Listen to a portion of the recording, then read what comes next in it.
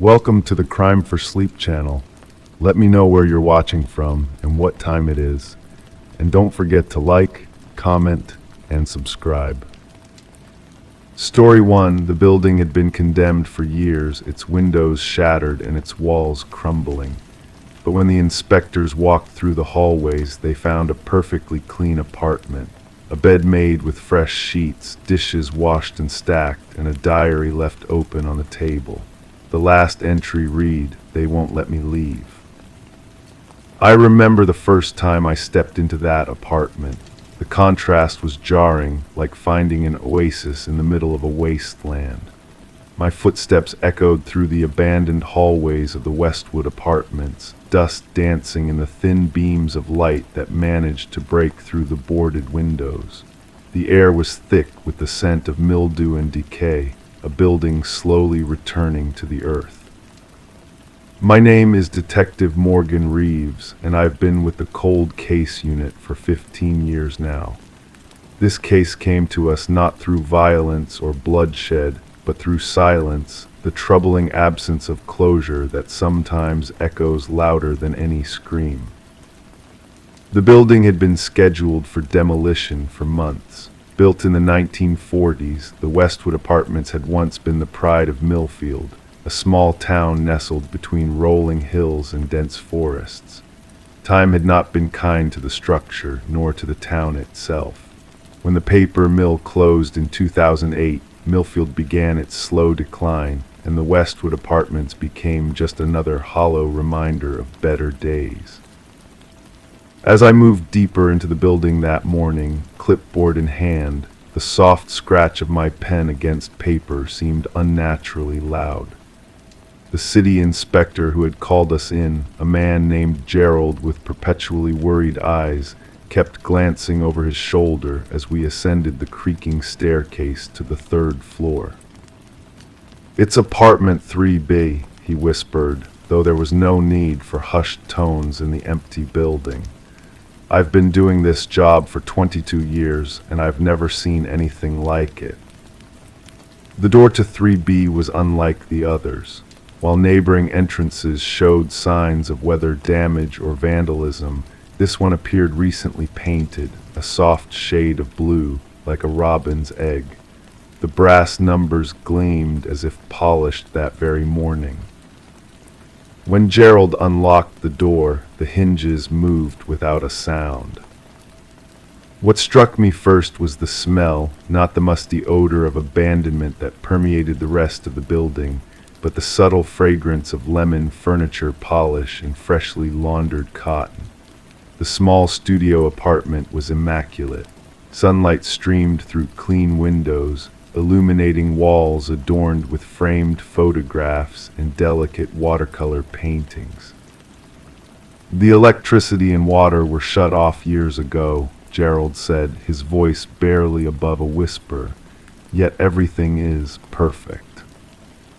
The bed was made with hospital corners, a pale blue comforter smoothed without a wrinkle. A small dining table held two place settings, the silverware aligned with mathematical precision. And there, in the center of the table, lay an open diary bound in worn red leather. I approached slowly, my training cautioning against disturbing potential evidence while my curiosity pulled me forward like an invisible thread. The handwriting was neat and controlled, slanting slightly to the right. The final entry, dated just 3 days prior, contained those 7 words that would haunt me for months to come. "They won't let me leave."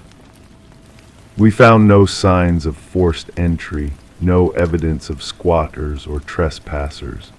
The apartment existed in a bubble of impossible maintenance amidst a crumbling structure. It was as if someone had carefully preserved this single space while allowing everything around it to decay. The name on the lace was Alina Winters. According to city records, she had moved into apartment 3B in April of 1987. The rent had been paid by automatic bank transfer every month for 35 years, even after the building was condemned in 2015. The payments had only stopped 2 months ago. I spent hours in that apartment, cataloging every item, photographing every surface. The closet contained neatly hung clothes that seemed to span decades, from shoulder-padded blouses of the late 1980s to more contemporary pieces. All women's clothing, all roughly the same size. Food in the kitchen cupboards was minimal but not expired. The refrigerator, though unplugged, had been meticulously cleaned. As the afternoon light began to fade, casting long shadows across the wooden floor, I carefully lifted the diary from the table. The leather was soft from years of handling, the pages yellowed at the edges. Opening to the first entry, dated April 15, 1987, I began to read Eleanor's story. She had moved to Millfield for a fresh start after a divorce. The apartment was meant to be temporary, 6 months at most, while she found her footing. Eleanor wrote of her plans to open a small bookstore, her excitement about the future palpable in her flowing script. But as I turned the pages, spanning months and then years, a troubling pattern emerged. References to leaving Millfield grew less frequent. Eleanor's world seemed to contract, focusing increasingly on the apartment itself. By 1990, she rarely mentioned going outside at all. "The building speaks to me at night," she wrote in 1992.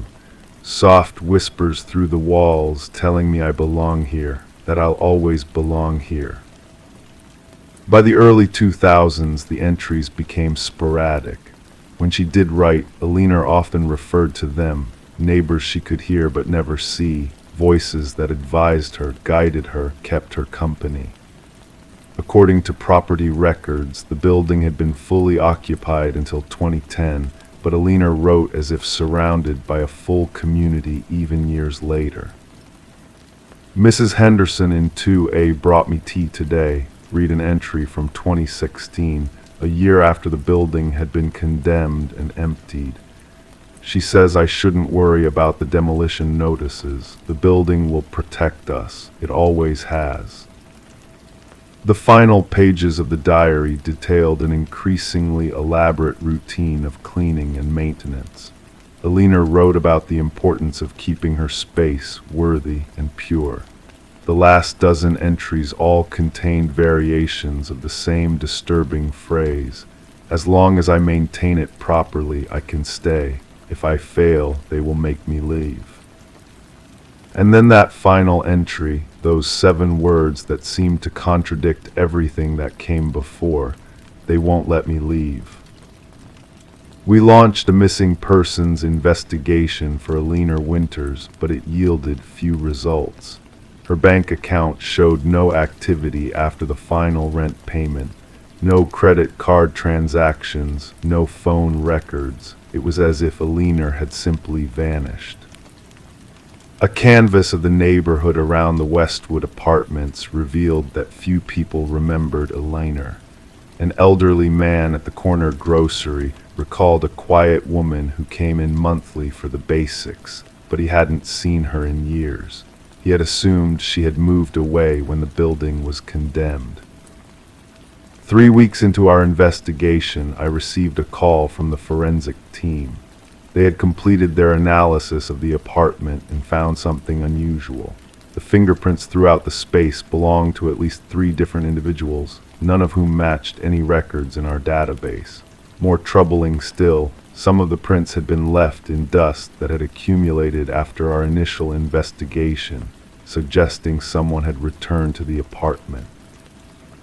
When I revisited 3B the following day, I found the apartment exactly as we had left it, with one exception.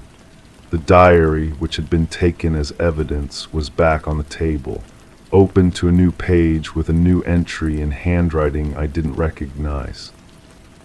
"Eleanor is safe now. She maintained her space well, and we welcomed her into ours. The next tenant arrives soon. The building must never empty." The demolition of the Westwood apartments was postponed indefinitely due to structural assessment concerns. The official report cited potential historical significance and the need for further environmental impact studies. The real reason, the inexplicable nature of apartment 3B and the disappearance of Alina Winters, remains classified. Sometimes on quiet nights when sleep eludes me, I think about that immaculate apartment in the midst of decay. I wonder about Alina Winters and whether she truly wanted to leave, or if, after all those years, the building had become so much a part of her that leaving was never truly an option. The Westwood apartments still stand on the edge of Millfield, its windows dark except for one on the third floor that sometimes glows with soft light in the early hours of morning. City records now list apartment 3B as unoccupied. But the rent is being paid month after month by automatic transfer from an account that shouldn't exist. And sometimes, when the wind is still and the night is deep, passers-by report hearing the gentle sound of someone cleaning, making a space worthy, maintaining what must never be allowed to decay.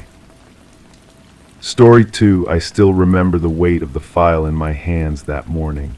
The cardboard was worn at the edges, softened by countless fingers before mine. A thin layer of dust scattered as I placed it on my desk, catching the pale winter light that filtered through the blinds. Detective work is often mundane, endless paperwork, reports, testimonies, but sometimes a case comes along that changes everything. This was one of those. Sarah Winters had walked into the station 3 days earlier. I noticed her immediately, not because she was particularly striking, but because of the peculiar stillness about her. People who come to police stations are usually in motion, anxious pacing, fidgeting hands, darting eyes. Sarah just stood there, clutching a plastic evidence bag containing what looked like an old photograph. "I found it in a book," she said when I approached, her voice barely above a whisper. "A book I bought at a garage sale last weekend on Maple Street." The photograph itself seemed unremarkable at first glance. A child's bedroom captured in the soft grain of what appeared to be 80s film stock, pink wallpaper with small white flowers, a wooden dresser with a jewelry box, a window with lace curtains, and in the center a small bed where a little girl slept, her dark hair spread across the pillow, one arm dangling toward the floor. "This is me," Sarah said, her finger hovering over the sleeping child. "This is my bedroom when I was about 7 years old." I looked up at her, waiting for more explanation, wondering why this warranted police attention. "The photograph was taken from inside my closet," she continued, "and the date on the back is May 12, 1975. A slight chill worked its way up my spine as she turned the photograph over. The date was there, written in faded blue ink. "I wasn't born until 1982, she said. The soft ticking of the wall clock seemed to grow louder in the silence that followed. The case file grew quickly after that initial report. I visited the address of the garage sale first. The Wilson family had lived there for 30 years, pleasant people in their 60s, confused by my questions. The book, an old paperback copy of The Great Gatsby, had belonged to their son who had moved out years ago. No, they didn't know Sarah Winters, never heard the name before I mentioned it. I sat in my car afterward, the engine off, listening to the light patter of rain starting on the roof. My notebook open on my lap, entries neat and methodical, yet revealing nothing of substance. The rain created patterns on my windshield, distorting the view of the suburban neighborhood around me. The lab results came back the next day. The photograph paper was indeed manufactured in the early 1970s. The ink dating was consistent with having been written in 1975. This wasn't a modern fake. I ran my thumb over the edge of the report, feeling each page as I turned it. Sarah Winters had grown up in Oakwood, about 40 miles south. Her childhood home was still there, though her parents had sold it in 1995 after their divorce. I drove there on a Wednesday afternoon, the sky a flat gray ceiling above the rolling hills. The house looked smaller than in the photograph Sarah had shown me from her family album, a modest two-story with blue siding and white trim. The current owners were a young couple with a toddler. They were hesitant at first, standing in their doorway with arms crossed, but curiosity got the better of them. Yes, I could see the bedroom. It was their son's room now. Climbing the stairs, I felt a strange weight in my chest. The hallway was lined with framed family photos, smiling faces that had nothing to do with Sarah Winters or the mystery I was trying to solve. The room itself had been completely remodeled. Bright yellow walls, a crib instead of a bed, no trace of pink wallpaper or lace curtains. "The closet," I said, my voice oddly tight. "May I?" The closet was small, just deep enough for a row of tiny hangers holding colorful children's clothes. I stepped inside, turning to face the room, and felt a distinct unease settle over me. This was the exact angle from which the photo had been taken. Someone had stood right here in this closet, watching a 7-year-old Sarah sleep, 7 years before she was born. I returned to the station and spent hours searching through old records. Sarah's mother had grown up in Oakwood. The house had belonged to Sarah's grandparents before her parents moved in shortly after marrying in 1980. Prior to that, from 1973 to 1979, it had been rented to a family named Carver. The Carvers had a daughter named Elise who would have been 12 in 1975. Elise, who had died in a car accident along with her father in the winter of 1979. I found a school photograph of her in the archives, dark hair, serious eyes, a slight resemblance to Sarah that made me pause, the old photograph paper slightly rough beneath my fingertips. I visited county records next, the basement room smelling of old paper and dust. The fluorescent lights hummed overhead as I carefully turned the pages of birth certificates and family histories. Sarah's maternal grandmother had been born Catherine Carver before marrying into the Winters family, a distant relation to the Carvers who had rented the house, perhaps a second or third cousin. The connection was tenuous but there. That evening I sat at my desk long after the others had gone home. The building settling into silence around me, just the occasional creak of old pipes and the soft whir of the computer fan. The photograph lay before me, Sarah's sleeping form captured in that moment from decades ago, from before she existed. I turned it over again, studying the handwriting on the back. The date, yes, but something else in the corner that we had initially missed. Under certain angles of light, there was a faint impression, words written and then erased, still visible as slight indentations in the paper. Using a pencil, I gently shaded over the area, revealing a message. She has her eyes. The next day, I drove to the nursing home where Catherine Winters now lived. Age had bent her small frame, but her eyes were sharp as they fixed on me from her armchair by the window. The room smelled of talcum powder and the faint antiseptic scent common to all such facilities. "I never thought anyone would find that photo," she said before I even explained why I was there.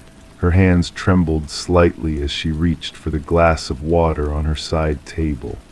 "I put it in that book years ago and sold it at a church sale. Thought it would be gone forever." The confession came slowly, between long pauses where she seemed to drift into memories. How she had been in love with Daniel Carver in her youth, before he married another woman. How she had maintained that secret love even after her own marriage. How she would sometimes go to the house when she knew Daniel's wife was away, using the key she had secretly copied. Elise looked so much like her father, Catherine whispered, tears gathering in the corners of her eyes. I just wanted something of his to keep. I took the photo while she slept. Years later, when the Carvers had died and the house became available, Catherine had convinced her daughter and son-in-law to buy it. Sarah had been born and raised in the same room where Elise had slept, the same room Catherine had entered that night in 1975. She has her eyes, Catherine repeated the words from the back of the photograph. When Sarah was born, all I could see was Elise. It was like she had come back. I left the nursing home as the sun was setting, casting long shadows across the parking lot. The case file was closed the next day.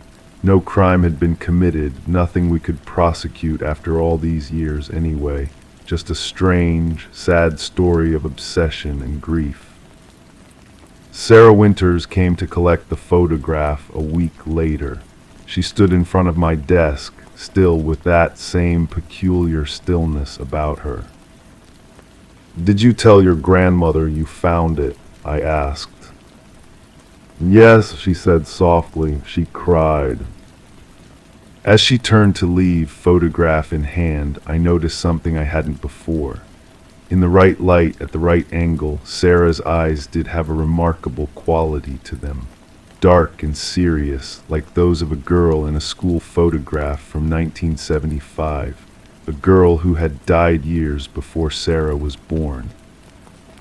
Sometimes I still think about that photograph when I'm working late, the image of a child sleeping, unaware of being watched, the closet door slightly ajar, the date on the back that shouldn't have been possible, and I wonder about the strange connections that bind us to places and to people we've never met, the persistent echoes of those who came before us, reaching forward through time in ways we might never fully understand.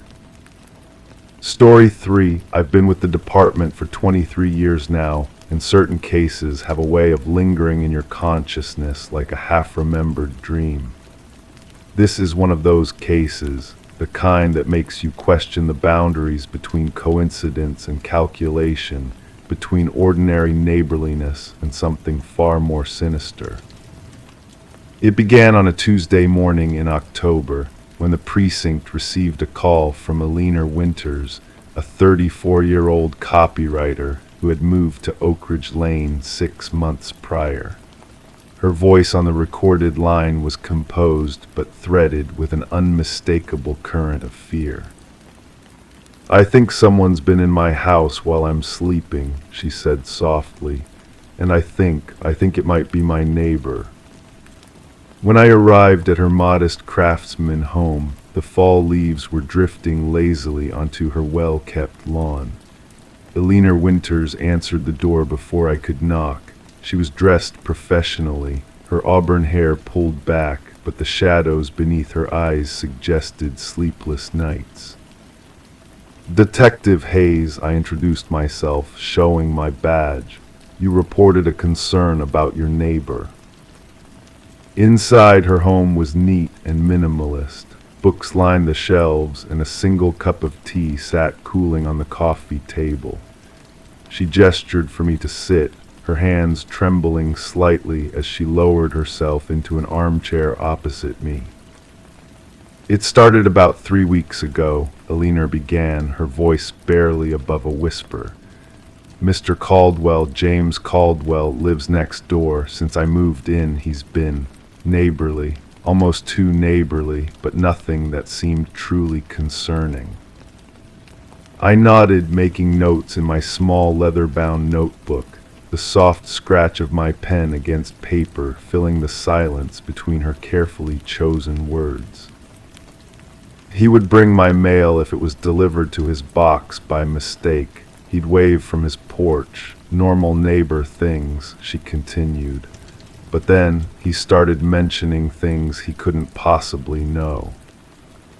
Alina paused, wrapping her cardigan tighter around herself, despite the warmth of the room. "Like what?" I prompted gently. "Like a conversation I had with my sister about moving to France. a conversation we had over the phone in my bedroom with the windows closed. Aliner's eyes met mine. He asked me if I decided when I was going to visit Paris, as if we'd already discussed it. I felt the familiar weight of suspicion settle in my chest. Could he have overheard you speaking on the phone outside, perhaps? She shook her head. That's what I thought at first. But then last week, he mentioned something about a red boat. My pen paused mid-sentence. A red boat. I had a dream about being on a red boat. It was vivid. I remember the way the boat rocked gently on dark water, how the crimson paint was peeling near the bow. But it was just a dream. Aliner's voice had dropped even lower. I never told anyone about it. And Mr. Caldwell mentioned this boat specifically. He asked if I'd ever gone sailing again, said I seemed to enjoy it in the red boat. Her fingers traced invisible patterns on the arm of the chair. When I asked him what he meant, he just smiled, and then he said, "You talk in your sleep, but not when you're alone." The quiet of the room seemed to deepen, the ticking of a wall clock suddenly more pronounced. I felt a chill that had nothing to do with the temperature. After he said that, did you notice anything else unusual? Any signs of entry into your home? Aliner shook her head slowly. No, nothing obvious. My locks are secure. Nothing's missing. I've started sleeping at my sister's place some nights, but she hesitated. The thing is, detective, sometimes I wake up feeling like someone's been watching me. And once I found my bedroom window unlocked, though I'm certain I locked it. I spent the next hour examining her home.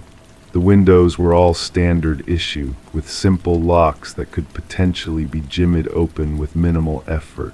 Her back door had a deadbolt, but the frame showed slight signs of wear. Nothing conclusive, but enough to warrant concern. When I walked next door to interview James Caldwell, I was met with polite cooperation that bordered on eagerness. He was approximately 50, with silver-streaked hair and wire-rimmed glasses that magnified pale blue eyes. His home was impeccably organized, almost sterile in its orderliness. "Aliner's a wonderful neighbor," he told me, offering coffee I declined.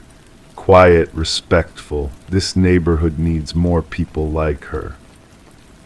"She mentioned some conversations you've had recently," I said, watching his face carefully, "about France and a red boat." If I expected nervousness or guilt, I was disappointed. Caldwell smiled, the expression not quite reaching his eyes. "I do remember mentioning France. I must have overheard her talking about it when I was gardening. My roses grow right beneath her living room window." He adjusted his glasses. "As for a boat, I don't recall that specifically. Perhaps she misunderstood something I said." There was no obvious lie to detect, yet something in his manner, a stillness, a careful precision to his words, raised my internal alarms. "Mr. Caldwell, where were you last night between midnight and 5 a.m.? "Sleeping, detective. I take a prescription for insomnia. Once I'm asleep, I'm out until morning." He gestured to a medication bottle visible on his kitchen counter.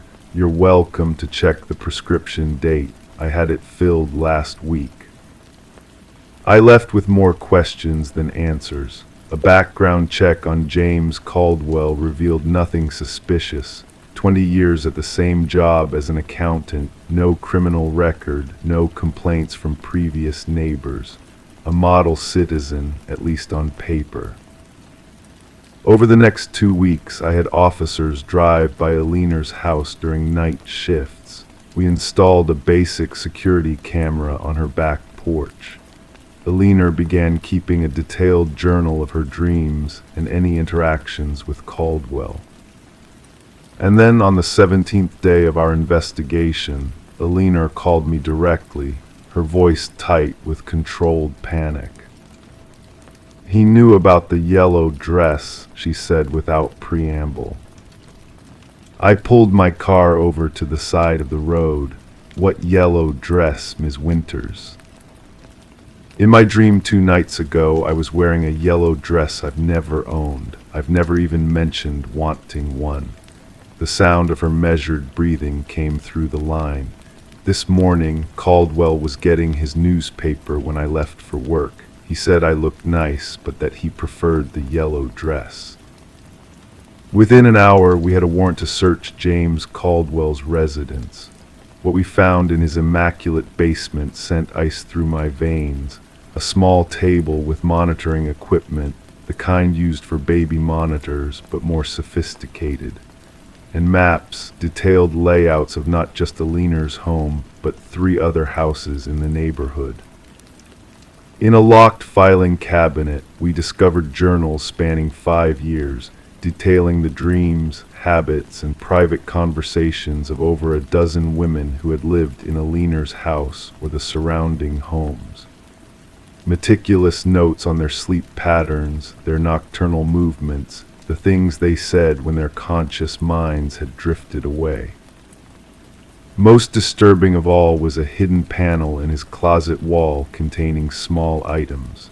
A hairbrush with auburn strands still entwined in the bristles, a coffee mug with a lipstick smudge preserved under clear tape, a single earring I recognized from Alina's ear the day I interviewed her. James Caldwell was arrested without incident. He sat in the interrogation room with that same placid expression, his hands folded neatly on the metal table. "They invited me in," he said simply, when finally asked to explain. Not with words, detective, but when a person sleeps, they're at their most honest, their most vulnerable. I never harmed them. I merely observed, collected their dreams like butterflies. He leaned forward slightly, those pale eyes unblinking behind his glasses. Everyone needs to be truly seen by someone else. I provided that service. Caldwell was eventually diagnosed with a rare psychiatric condition and deemed unfit to stand trial. He was committed to a secure facility where nurses report he sleeps very little, preferring instead to listen to the night sounds of the ward. Alina Winters moved away from Oak Ridge Lane. Before she left, she gave me her dream journal from those weeks, the only one she ever kept. "I don't want to remember any of it," she said, pressing the leather-bound book into my hands. "I've never read it. Some privacies should remain inviolate. But sometimes, on quiet nights when sleep eludes me, I wonder about James Caldwell and his collection of stolen dreams. I check my windows twice before bed now, securing each latch with deliberate care. And when I wake suddenly in the darkness, I listen, really listen, to the quality of silence in my home. Because the most disturbing realization was the one Caldwell shared in his final psychological evaluation. In his entire life of watching others sleep, cataloging their unconscious utterances, he claimed no one had ever once detected his presence in the moment. "They never knew I was there," he said with the faintest smile, "until I chose to tell them. I've been with the department for 23 years now, and I've learned one truth above all others. The most terrifying monsters are the ones who look completely ordinary, the ones who might be watching you right now, collecting pieces of your unguarded self while you remain blissfully, dangerously unaware." Sweet dreams. Story 4, they found them sealed in the attic, hundreds of letters addressed to people who had never lived there. Each one was written in the same hand, pleading for help, but the most recent one was different. It was addressed to her. I remember the first time I walked into that house. It was late September, the kind of autumn day where the air feels crisp but not yet cold, where the sunlight slants golden through half-bare trees. The neighborhood was quiet, respectable Victorian homes lining a street where children would have once played freely, though now the sidewalk stood empty in the mid-afternoon lull. The Harmon residence at 1426 Willow Street had been vacant for almost 3 years. As a cold case investigator with 20 years under my belt, I'd seen plenty of odd requests cross my desk, but this one had a peculiar note to it. The new owners, a young couple named Melissa and David Chen, had been renovating when they discovered something unusual in the sealed attic space. Something that couldn't be explained away as easily as old pipes or outdated wiring. The front door creaked as Melissa led me inside. The house smelled of fresh paint and sawdust, the unmistakable scent of a home being reborn. Her footsteps echoed softly on the hardwood as she guided me past dropped cloths and half-painted walls. "We were going to convert the attic into a home office," she explained, her voice barely above a whisper, as if the house might be listening. "David knocked through that false wall and, well, you should just see for yourself." The pull-down attic stairs groaned under our weight. My flashlight beam cut through dust motes dancing in the air, illuminating the space that had clearly been untouched for decades before the Chen's renovation. At first glance, it looked like any other attic: exposed beams, faded insulation, a small window letting in shafts of amber light. But then I saw the corner where the false wall had stood. Behind it was a small alcove, and within that space sat a writing desk, antique mahogany with a green leather inlay now cracked with age. The surface was immaculate, no dust, unlike the rest of the attic. And stacked neatly beside it were hundreds of letters, each one in a cream-colored envelope sealed with red wax.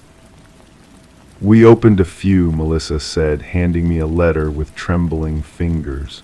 They're all asking for help, but the addresses, we looked them up. These people never lived at those addresses, at least not according to any records we could find." The paper felt heavy in my hands, expensive stationery from another era. The handwriting was elegant but urgent, slanting forward as if the writer couldn't get the words out quickly enough. "My dearest Elizabeth, I fear this may be my last correspondence." He watches me constantly now. The doors have all been fitted with new locks, and I can hear him testing them each night before he retires. I have tried to signal the neighbors, but the curtains remain drawn day and night. If you receive this, please alert the authorities. I do not know how much longer I can endure this imprisonment. With desperate hope, Margaret. The letter was dated April 17, 1963. I checked another and another. Different names, different dates, spanning from 1958 to 1972. But always the same handwriting, always the same desperate tone, always the same plea for help. "This is what made us call you," Melissa said, reaching for a letter set apart from the others. This one was on the desk, not in the stack. The ink was still fresh when David found it 3 days ago. The envelope she handed me was different, modern, store-bought, but the red wax seal matched the others precisely. And unlike the others, it was addressed simply to Mrs. Melissa Chen, 1426 Willow Street. I carefully broke the seal and removed the single sheet of paper inside. The handwriting matched exactly the letters from decades ago. "My dearest Melissa, you have found my letters at last. For 50 years I have waited for someone to hear me. He told me no one would ever find them, my secret messengers of hope. Raymond thought he had silenced me forever when he sealed up this room with me still inside it. But I knew someday someone would hear my story. Look beneath the floorboards under his bed. That's where you'll find me. With eternal gratitude, Margaret Harmon." I felt a chill run through me that had nothing to do with the autumn air seeping through the attic window. Melissa's face had gone pale. "The main bedroom," she whispered. "We've been sleeping in the guest room during renovations. We haven't touched the main bedroom floor yet." Hours later, I stood watching as the forensic team carefully removed the floorboards in what had once been Raymond and Margaret Harmon's bedroom. The house had passed through 4 owners since the Harmons, none of whom had apparently renovated this particular room. County records showed that Raymond Harmon had reported his wife missing in 1972, claiming she had left him for another man. With no evidence to suggest otherwise, the case had been closed after a cursory investigation. The beam of a powerful flashlight illuminated the crawl space beneath the floor, and there, wrapped carefully in what appeared to be a bedsheet, were human remains. A thorough search would later reveal a gold wedding band engraved with the initials MH. In the days that followed, we pieced together Margaret Harmon's story. She had been a writer, a promising novelist whose career had been cut short by marriage to Raymond, a controlling man who gradually isolated her from friends and family. Neighbors remembered her as quiet, rarely seen. Raymond had told everyone she'd run off with her publisher. No one had questioned it. But Margaret had found her voice in those letters, hundreds of them, written over years of imprisonment in that sealed attic room. She had no way to send them, of course.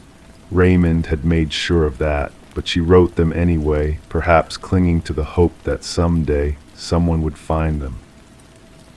As for the final letter, the one addressed to Melissa, I have no explanation that would satisfy the scientific mind. The ink was indeed fresh when it was discovered, according to the lab, but Margaret Harmon had been dead for over 50 years by then. Some cold cases resolve themselves neatly, with every question answered, every loose end tied. This wasn't one of those cases. Raymond Harmon had died in 1976 of a heart attack, never facing justice for what he'd done. Margaret's remains were finally laid to rest in a proper grave, with her family name restored to her headstone. And the house at 1426 Willow Street, the Chens decided to sell it after all, unable to feel comfortable in a home with such a tragic history. It sits vacant again now, waiting for new owners who don't know its story. But sometimes, late at night when I'm reviewing old case files, I think about those letters, hundreds of them, written with such hope that someone would hear Margaret's story someday. And I wonder if, in some way, she knew the Chens would find them. If somehow, across time and beyond death, Margaret Harmon had finally found a way to mail her letters. The case file sits in our archives now, officially closed. Raymond Harmon's death certificate lists natural causes. Margaret's now correctly states homicide. Justice, such as it is, has been served. But when the wind blows through the trees on Willow Street, I sometimes wonder if I might hear the faint sound of a pen scratching against paper, still writing, still hoping someone is listening. Story 5, I still remember the weight of the case file in my hands. It was thinner than most, just a few preliminary reports and some photographs paper-clipped to the inside of a manila folder. The office was quiet that evening. Most of my colleagues had gone home hours ago. Only the soft hum of the fluorescent lights above and the occasional distant ping of the elevator broke the silence. I took a sip of my coffee, lukewarm now, and opened the file again, spreading the photos across my desk like a strange deck of cards. The case began, as many do, with a misunderstanding. At least, that's what everyone assumed at first. Emma Carlisle, 28, a graphic designer from Seattle, had booked a weekend getaway at what the listing described as a charming woodland cabin with rustic appeal near the Olympic Peninsula. The reviews were stellar mentions of cozy fireplaces, morning deer sightings, and starlit nights. Emma had been working 60-hour weeks for months and needed the escape. She'd arrived after dark on a Friday in late October, following the winding directions provided by the host, a man named Martin Crowley. The cabin stood at the end of a long dirt road, surrounded by towering pines. In her statement, Emma described how the moonlight had cast long shadows across the porch as she'd climbed the steps, suitcase in hand. The key was where Martin said it would be, under a stone turtle by the door. It turned in the lock with a heavy click. I paused, running my finger along the edge of a photograph.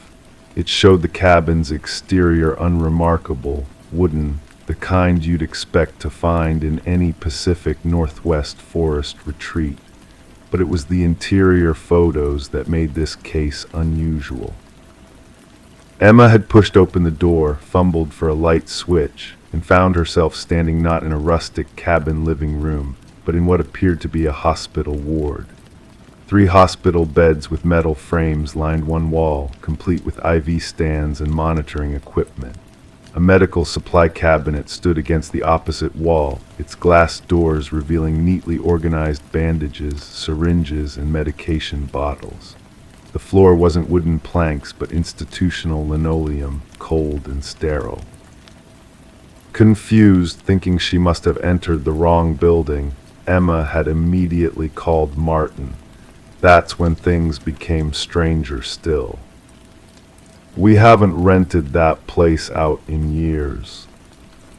His voice had trembled, according to Emma's statement. He'd sounded genuinely frightened.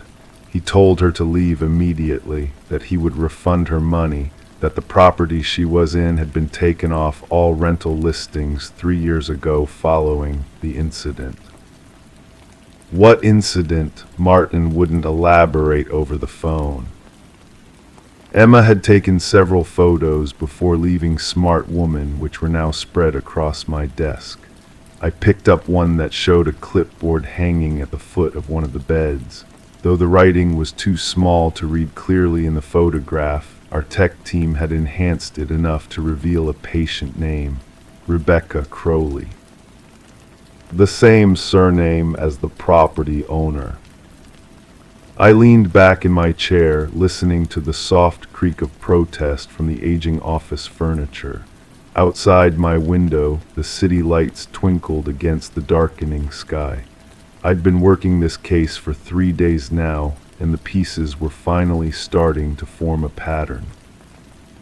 Martin Crowley had a sister, Rebecca, who had been diagnosed with early-onset Alzheimer's at just 42 years old. Their parents were long deceased, and Martin had been Rebecca's only family. Rather than place her in a facility, he had converted part of his rental property, the cabin, into a private care space. He'd hired nurses to attend to her in shifts, creating a personalized care facility where he could visit daily. Rebecca had died 2 years ago. After her death, Martin had locked up that section of the cabin, unable to face dismantling his sister's last home. He continued renting out the main cabin area, which was separated from the medical room by a connecting door that remained permanently locked. Or so he thought.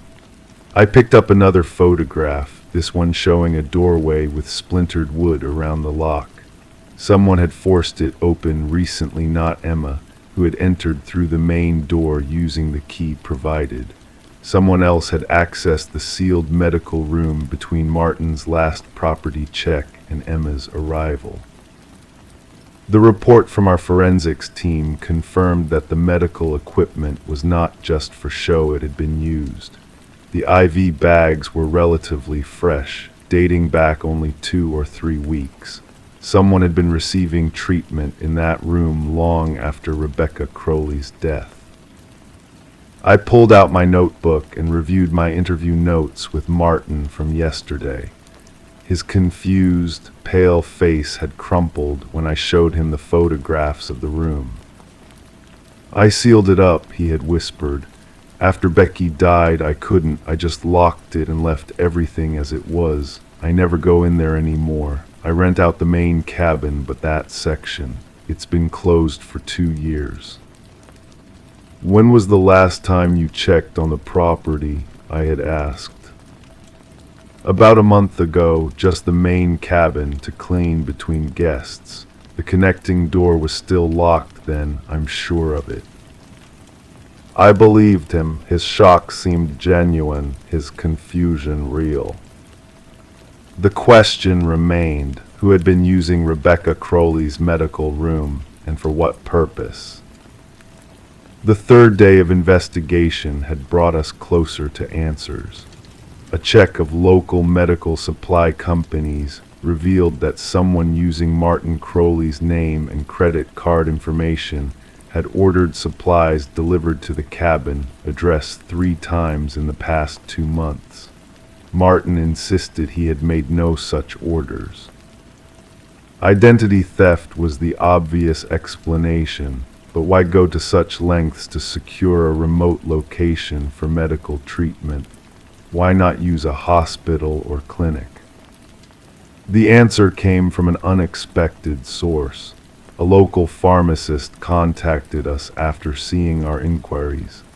He recognized the address prescriptions had been filled for delivery to that location under a doctor's name that, when we checked, didn't exist in any medical registry. The medications were primarily immunosuppressants and antibiotics consistent with post-transplant care. The pieces clicked into place with a soft but definite certainty. Someone had been using the isolated cabin as a recovery location for an illegal organ transplant. I shuffled through the photos again until I found the one showing the small bathroom attached to the medical room.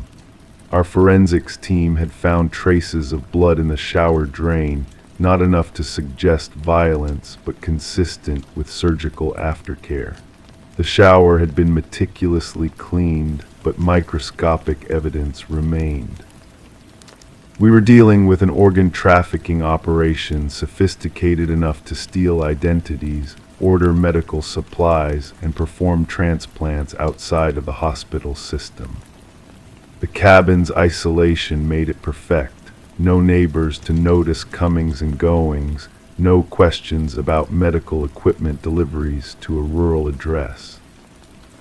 What we didn't know yet was the identity of the patient, the surgeon, or how many transplants had been performed in that makeshift operating room disguised as a memorial to a loved one's care. Emma Carlyle's wrong turn into the cabin that night had inadvertently exposed an operation that might have continued undetected for months. I gathered the photos and slipped them back into the file, my mind turning over next steps. We would need to set up surveillance on the property, track the supply deliveries, identify everyone involved in this shadow medical network. As I turned off my desk lamp and prepared to leave for the night, I thought about Martin Crowley, a man who couldn't bear to dismantle the room where his sister had spent her final days. That room, preserved as a space of care and love, had been violated and repurposed into something else entirely. In my years as a detective, I've learned that spaces hold memories, absorb emotions, witness secrets. That cabin in the woods had been transformed from a vacation retreat to a place of familial devotion, and then, without its owner's knowledge, into something darker. I stepped into the elevator and pressed the button for the ground floor. As the doors closed, I couldn't shake the image of those hospital beds lined up in what should have been a cozy cabin living room, a room filled with the wrong furniture, telling a story no one was meant to discover. The case is still ongoing. We haven't identified all the players yet, but we will. In these investigations, patience is essential. Like water wearing away stone, persistent inquiry reveals what lies beneath the surface. Sometimes, though, I wonder about the patient who lay in that bed. Were they desperate, willing to risk an unregulated procedure? Or were they unaware of the illegal nature of their treatment, thinking they had simply found a private, exclusive medical service. The room with the wrong furniture had many stories to tell. We had only begun to listen. Story 6, her phone vibrated with a message from an unknown number. I found you. She ignored it, but more messages followed, each one more personal, more familiar. When she tried calling the number back, it simply read, "This number is not in service." I still remember the first day I walked into the precinct to review the case file. The quiet hum of fluorescent lights overhead cast a pale glow across the worn manila folder. Outside, rain tapped gently against the windows, creating a soothing rhythm that belied the unsettling nature of what I was about to uncover. The weight of the file felt substantial in my hands as I carefully opened it, the paper slightly cool to the touch. Melissa Winters, age 32, elementary school teacher, lived alone in a modest apartment in the Oakwood neighborhood, well liked by colleagues and adored by her students. No known enemies, a life that seemed ordinary in every way until the messages began. The first message arrived on a Tuesday evening in late October. I found you, 3 simple words that didn't immediately alarm her. She dismissed it as a wrong number, a common enough occurrence. But then came the second message the following day. Your coffee was good this morning. Hazelnut creamer right. The timestamp showed 10:17 a.m., precisely 17 minutes after she had finished her morning coffee by the window overlooking her small balcony. I carefully turned the page of the file, the paper making that distinctive sound that echoes in quiet rooms. The detective assigned to the case, Detective Sarah Monahan, had meticulously documented each message. Her handwriting was neat, almost deliberately measured, as if slowing down the process might somehow reveal hidden clues in the words themselves. The third message arrived 2 days later. That blue sweater brings out your eyes. Melissa had worn a navy cardigan that day to school. It was a gift from her mother last Christmas. Nobody new had approached her that day. Security footage from the school showed nothing unusual. Just children playing, parents picking them up, the ordinary rhythm of a school day unfolding under the watchful eye of cameras that hadn't been installed to catch stalkers, but rather to ensure children's safety. I paused, taking a sip of my own coffee, now grown lukewarm in the still air of the evidence room. The clock on the wall ticked softly, marking time with a steady patience that investigations often lack. There's an unspoken pressure in these cases, a race against an invisible countdown that only becomes apparent when it's too late. I walk where you walk, read the fourth message. I breathe where you breathe. By this point, Melissa had reported the messages to the police. Officer Daniels had taken the initial report, noting her obvious distress but also the lack of explicit threats. Without a threat, without a name, the case was difficult to prioritize. They traced the number of a prepaid phone purchased with cash at a convenience store 10 miles from Melissa's apartment. The store's security cameras had been broken for months. The owner had meant to fix them but never got around to it. A common story in a city where small businesses struggle to stay afloat. The messages continued, growing more intimate with each passing day. You talk in your sleep sometimes. That little scar on your wrist from when you were 7, right? I like watching you grade papers. You smile at the good ones. I turned another page in the file, noting how the edges were already beginning to wear from handling. Detective Monahan had upgraded the case priority after the sleep comment. Officers had checked Melissa's apartment for signs of intrusion, changed locks, installed a security system, dusted for prints that didn't belong. Nothing. The windows were secure, the doors untampered with. The building's security cameras showed no unusual visitors. Yet the messages continued. Melissa began staying with a friend, Emily Chen, who lived across town. She didn't tell anyone where she was going, not her colleagues, not her family. She called in sick to work, a simple precaution recommended by Detective Monahan, distance and anonymity as a shield.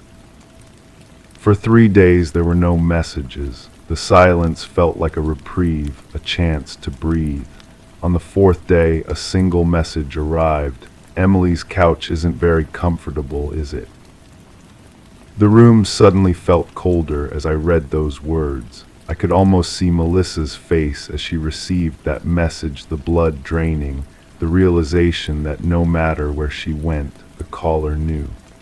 The implied violation in those words carried more menace than any explicit threat could have. Melissa moved again, this time to a hotel downtown. She used cash, wore sunglasses and a hat inside the lobby, paid for a room under a fake name provided by the police department. She turned off her phone completely, using only a new prepaid one that Detective Monahan had purchased for her. 2 days passed without contact. On the 3rd day, housekeeping found an envelope under her door. Inside was a note not texted, but handwritten in neat, careful script. "I miss your voice." The hotel's cameras showed nothing. No one unusual had entered the hallway. The envelope was standard, available at any office supply store. The paper was common, the ink from a standard blue pen. Nothing distinctive, nothing traceable.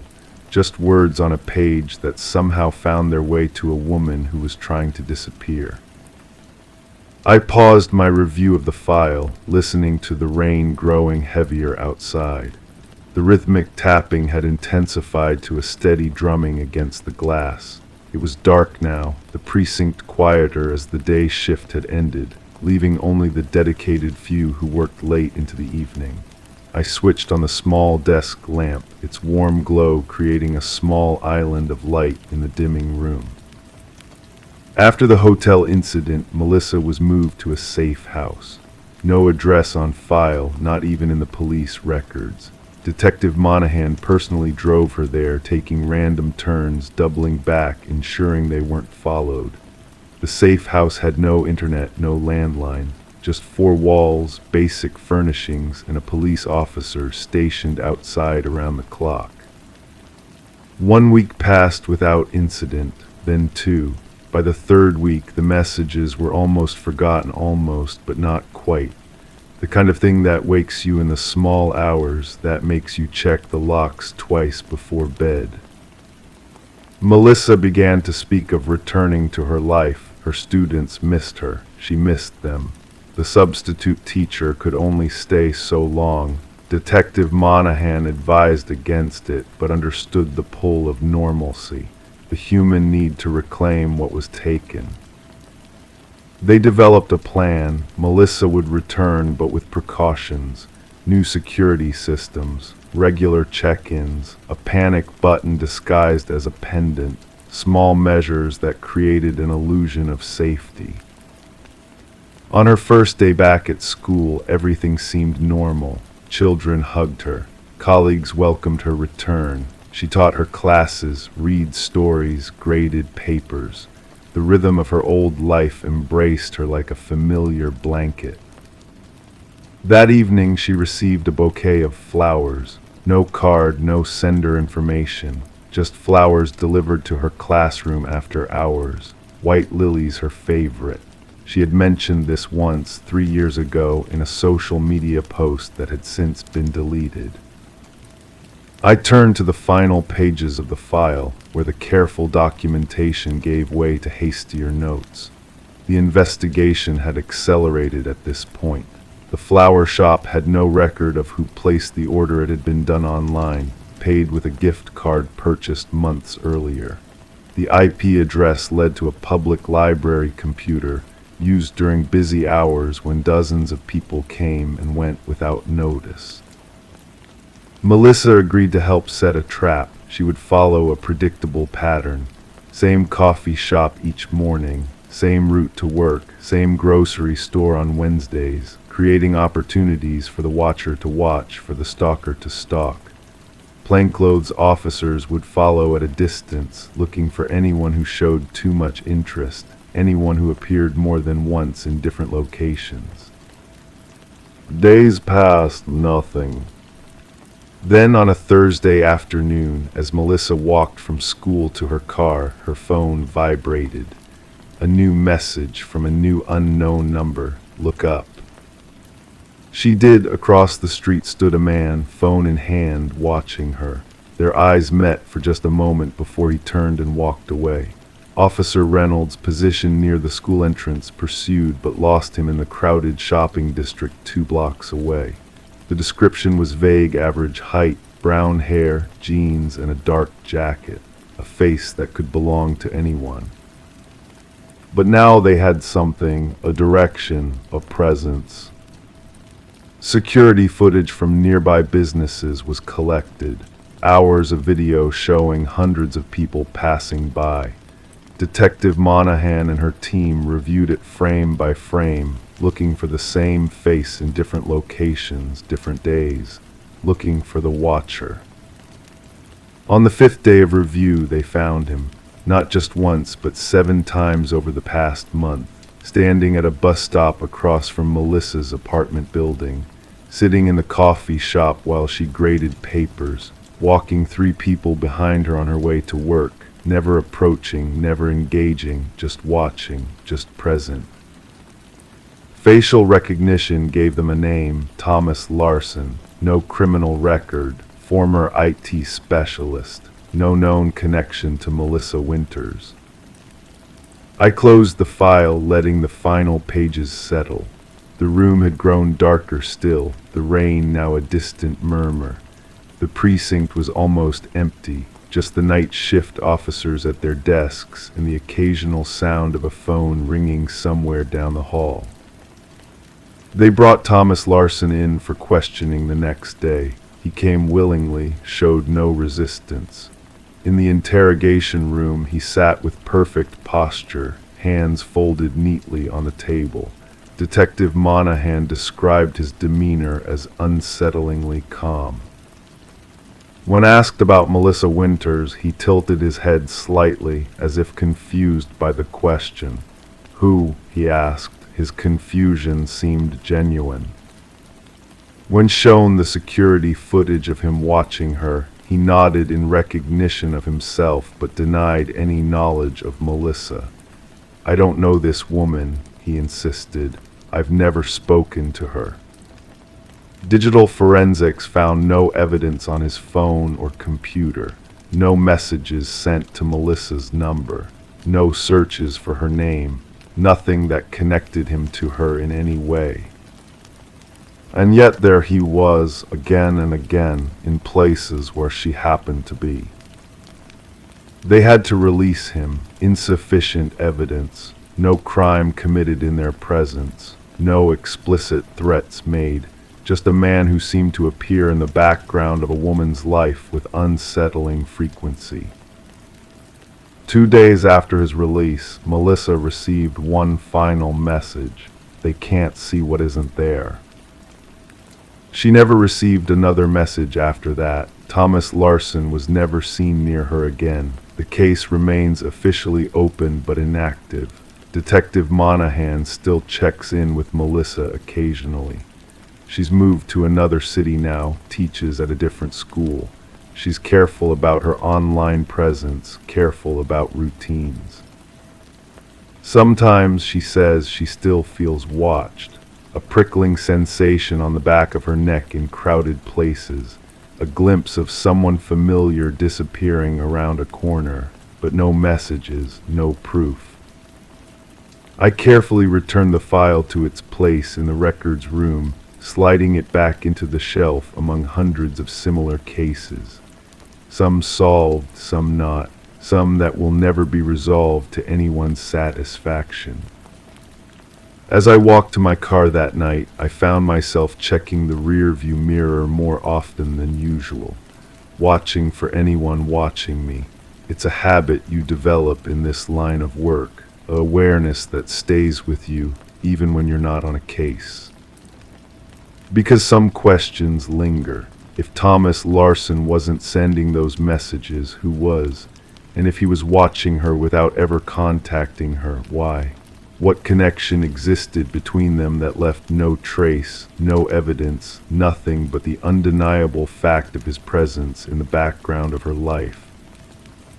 Sometimes in this work you don't find answers. Sometimes all you find are better questions. And sometimes on quiet nights when I can't sleep, I wonder if someone is watching me too. Story 7. The light filtering through the dusty Venetian blinds cast long, thin shadows across the worn carpet of room 304. I stood in the doorway, my notepad already open, pen poised above the blank page. 23 years as a detective, and still, each new case brought that familiar tightness in my chest, a mixture of anticipation and dread. "And you're certain no one was registered to this room?" I asked, my voice deliberately low and measured. The hotel manager, Grayson, according to his brass name tag, shifted his weight from one foot to the other, the floorboards beneath us creaking softly. "Absolutely certain, detective. Room 304 hasn't been booked for almost 3 weeks. We've been renovating the east wing, so we've kept this section offline in our system." I nodded slowly, letting my gaze travel across the peculiar scene before me. The bed was made with military precision, corners tight, pillows perfectly aligned.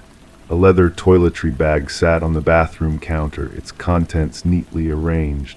Razor, toothbrush, cologne in a crystal bottle that caught the afternoon light. A charcoal suit hung in the closet, freshly pressed. But it was the leather-bound journal on the nightstand that had prompted today's call, open as if inviting a reader. "Tell me about the maid again," I said, finally stepping fully into the room. The air felt different here, still and expectant, like the pause between heartbeats. "Maria Delgado, been with us 8 years, impeccable record." Grayson remained in the doorway, reluctant to enter. "She came in this morning for routine cleaning, found all this." His hand gestured vaguely at the immaculately kept room. "And the journal." Grayson swallowed audibly. "She said she only read the last page. That's when she called me. I took one look and contacted your department." I approached the nightstand, the carpet muffling my footsteps. The journal's pages were cream-colored, expensive. The handwriting was precise, almost architectural in its formation. I didn't touch it yet, instead taking in the words from where I stood. 7:15 a.m. She arrives, always punctual, keys jingling at her hip. Takes the service elevator to the 4th floor first, works her way down. 8:22 a.m. Knocks 3 times, always 3, before entering a room, even when she knows it's empty. 9:46 a.m. Hums while changing linens. Today it was something by Sinatra. Yesterday, something I didn't recognize. The entries continued, detailing Maria's movements with unsettling precision. Day after day, time-stamped observations. And then on the final written page, the words that had sent a chill through her. She's reading this now. "Who found the journal first?" I asked. "Maria, she said it was open to that page when she entered." I pulled latex gloves from my pocket and slipped them on with practiced ease.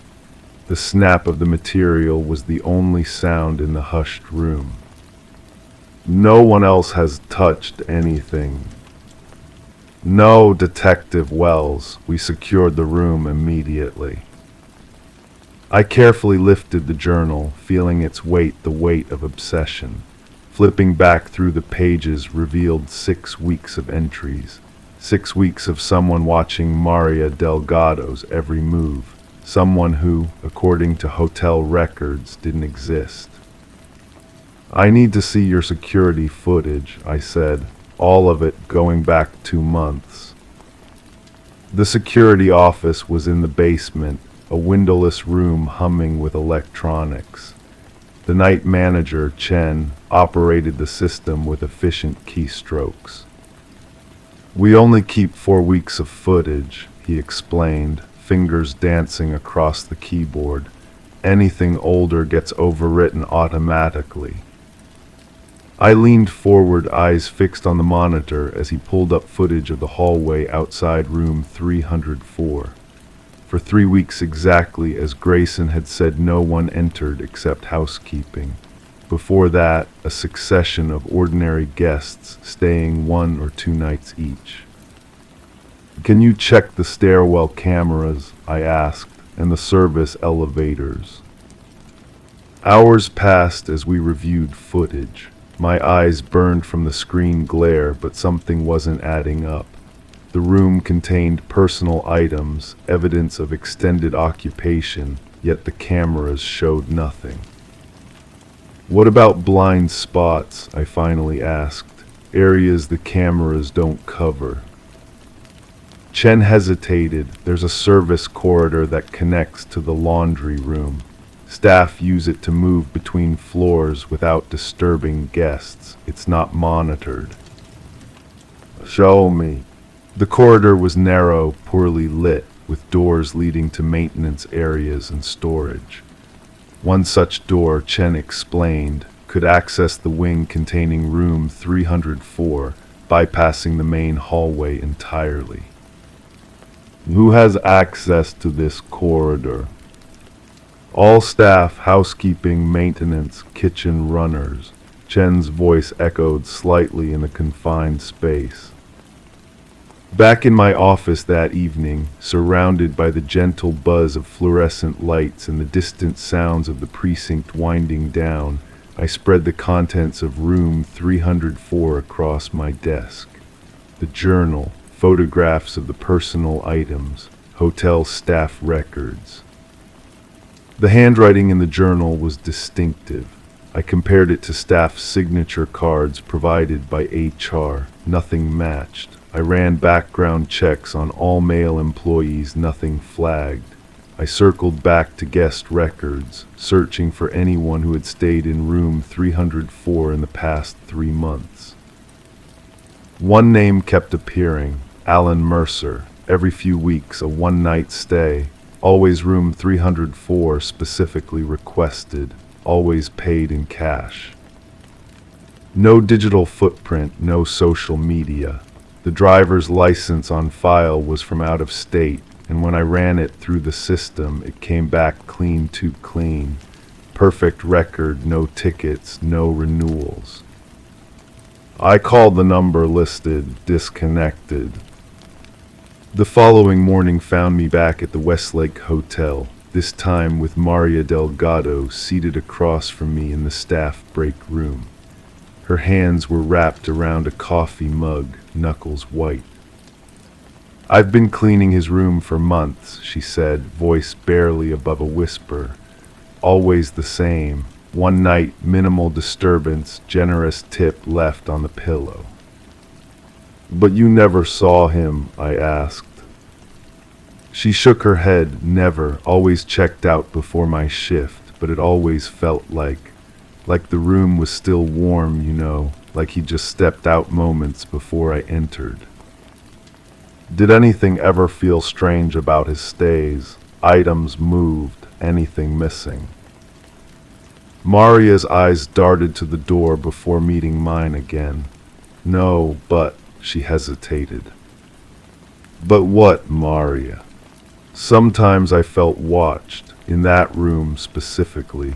I'd be making the bed and get this sensation on the back of my neck, like someone was standing right behind me. A chill ran through me despite the stuffy warmth of the break room." "And the journal, you're certain it wasn't there before yesterday?" "Positive. I check the nightstand every time, hotel policy, to make sure guests haven't left valuables." I nodded, making a note. "One last question, Maria. The entry mentioned you humming Sinatra. Do you remember doing that? Her face went pale. That was 2 days ago in room 304. I was alone. I'm sure I was alone. Over the next week, I dug deeper. Alan Mercer didn't exist, at least not the Alan Mercer who stayed at the Westlake. The ID was expertly forged. The signature, when analyzed by our lab, showed unusual characteristics written by someone trying to disguise their natural handwriting. I established a pattern. Mercer's one-night stays coincided with Maria's shift rotations. Always the day before she was assigned to clean room 304. Then came the breakthrough. A maintenance worker remembered fixing a stuck lock on the adjoining room 303. The guest had been polite, forgettable, had mentioned being a writer, needing quiet for his work, had stayed for several weeks. The reservation system showed room 303 occupied by James Whittaker for a month-long stay that ended the day before our investigation began. Unlike Mercer, Whittaker had a digital footprint, minimal but present. Author of obscure psychological thrillers, no photo on his sparse website, no appearances at bookstores or literary events. I pulled up his latest novel on an online bookstore. The synopsis made my blood run cold. A hotel maid discovers she's been watched for weeks by an unseen guest. As she reads his journal, she realizes he's still in the room with her. I called the hotel immediately. Room 303, I need to know if anything was left behind, anything at all. 2 hours later, I was looking at photographs taken from inside a vent, the connecting vent between rooms 303 and 304. Photos of Maria cleaning, Maria making the bed, Maria checking the nightstand. Whittaker had checked out, but his story was still unfolding exactly as he'd written it. We found him 3 states away, checked into another hotel under a new name, a new maid schedule taped to his wall, a new journal already half filled with observations. When we entered his room, he looked up from his writing desk, utterly unsurprised. "You're earlier than I expected, Detective Wells," he said calmly. "I had you arriving tomorrow in my draft." The chill that ran through me then hasn't fully left, even months later.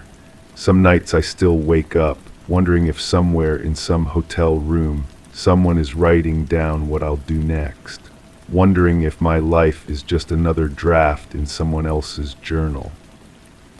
And sometimes, when I'm alone in my apartment, I could swear I hear the soft scratch of pen against paper, just out of sight. Story 8, I still remember the weight of the manila folder in my hands as I sat in my office that evening. The overhead light cast long shadows across my desk, its gentle yellow glow barely illuminating the scattered papers before me. Outside, rain tapped against the window in a soft, inconsistent rhythm, nature's own Morse code. I was alone in the building, the kind of alone that feels like company when you're surrounded by other people's stories. My name is Detective Alina Reeves, and I've been with the Millfield Police Department for 17 years. Most cases leave you after a while, fading like old photographs, but some stay with you, nestled in the crevices of your mind, refusing to be filed away. The Harrison case was one of those. It began on a Tuesday in late October. The air had that particular crispness that announces autumn's full arrival when leaves don't just fall but surrender to the season. I was finishing my second cup of coffee when Officer Daniels knocked on my door, a concerned expression creasing his normally placid face. "There's a woman in the lobby," he said quietly. "Says she needs to speak with someone about her son, something about a drawing." In my line of work, you develop a sense for the unusual, for the stories that don't follow familiar patterns. This one registered immediately. I nodded, set down my mug, and followed him down the corridor, our footsteps echoing against the linoleum floor. The woman sat rigidly on one of our uncomfortable waiting room chairs. Her name was Claire Harrison, mid-30s, well-dressed, with the kind of composure that speaks of someone holding themselves together through sheer will. Her hands were clasped tightly around a sketchbook, knuckles white with tension. "Mrs. Harrison," I said, extending my hand. "I'm Detective Reeves. Would you like to come back to my office where we can talk privately?" She nodded without speaking, following me down the hallway. The soft swish of her coat seemed unnaturally loud in the quiet building. Once seated across from me, she finally spoke, her voice steady but thin. "My son Tommy is 8 years old. He's always been artistic, drawing, painting, always creating something." She paused, running her finger along the edge of the sketchbook. 2 days ago, he showed me this." She placed the sketchbook on my desk and carefully opened it to a marked page. I leaned forward, adjusting my desk lamp to better see the image. It was a portrait remarkably well executed for a child so young. A woman's face, rendered in careful pencil strokes, high cheekbones, almond-shaped eyes with a slight downward tilt at the corners, a small scar above the right eyebrow. "It's you," I observed, looking up at her. Claire Harrison's breath caught slightly. "Yes, it's me, but Tommy didn't draw this." I felt that subtle shift in the air that comes when a case begins to take shape. "I don't understand." "Neither do I," she whispered. When he showed it to me, I complimented him on how good it was, but he looked confused and said, "I didn't draw it, you did." She reached over and carefully turned the page to reveal the bottom corner. There, in an elegant, flowing script that clearly belonged to an adult, was a signature, Claire Harrison. "That's not my handwriting," she said. "I've never seen this before, but Tommy insists I drew it one night while sitting at the kitchen table." I studied the portrait more carefully. The technique was confident, practiced, certainly not the work of an 8-year-old boy. But there was something else about it that made my skin prickle. Something in the eyes. They seemed to look not at the viewer, but through them. "Has Tommy shown any other unusual behaviors lately?" I asked, reaching for my notepad. Claire shook her head slowly. "Nothing I can think of. He's a quiet boy, keeps to himself mostly. His father and I separated last year, so we've all been adjusting." "And where is Tommy now?" "With my sister. She faltered. "I didn't want him to come here." I nodded, understanding her protective instinct. "You did the right thing coming in, Mrs. Harrison. Let me make a copy of this drawing, and then I'd like to stop by your home later today, if that's all right. Sometimes seeing the environment helps." An hour later, I was walking up the flagstone path to the Harrison home, a modest 2-story colonial with neat flower beds flanking the entrance. Claire led me through a living room decorated with family photos and into the kitchen, where she indicated a wooden table positioned beneath a bay window. "This is where Tommy says I sat when I drew the picture," she explained, her fingers trailing over the smooth surface. "But I've never drawn anything more complicated than stick figures in my life." I examined the space carefully. A ceramic mug sat beside a stack of mail, a fruit bowl, ordinary objects in an ordinary kitchen, nothing to suggest anything unusual had occurred here. "Does Tommy have any access to portraits of you? Photos he might have copied?" Claire shook her head. "Nothing like that drawing. And again, detective, the skill level. Tommy's good, but he couldn't reproduce something with that kind of detail. I nodded, making notes. Mind if I see Tommy's room? His bedroom was exactly what you'd expect for a creative 8-year-old. Shelves crowded with books and toys, walls decorated with his drawings, colorful, childlike renderings of animals, superheroes, and family members. Nothing remotely similar to the sophisticated portrait I'd seen earlier.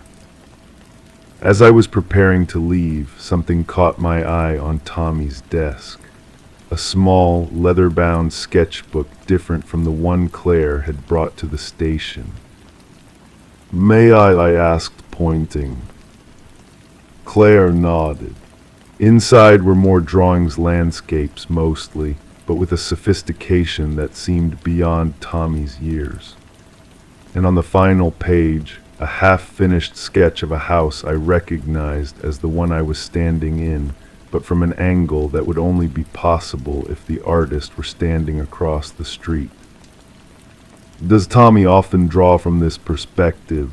I asked, showing Claire.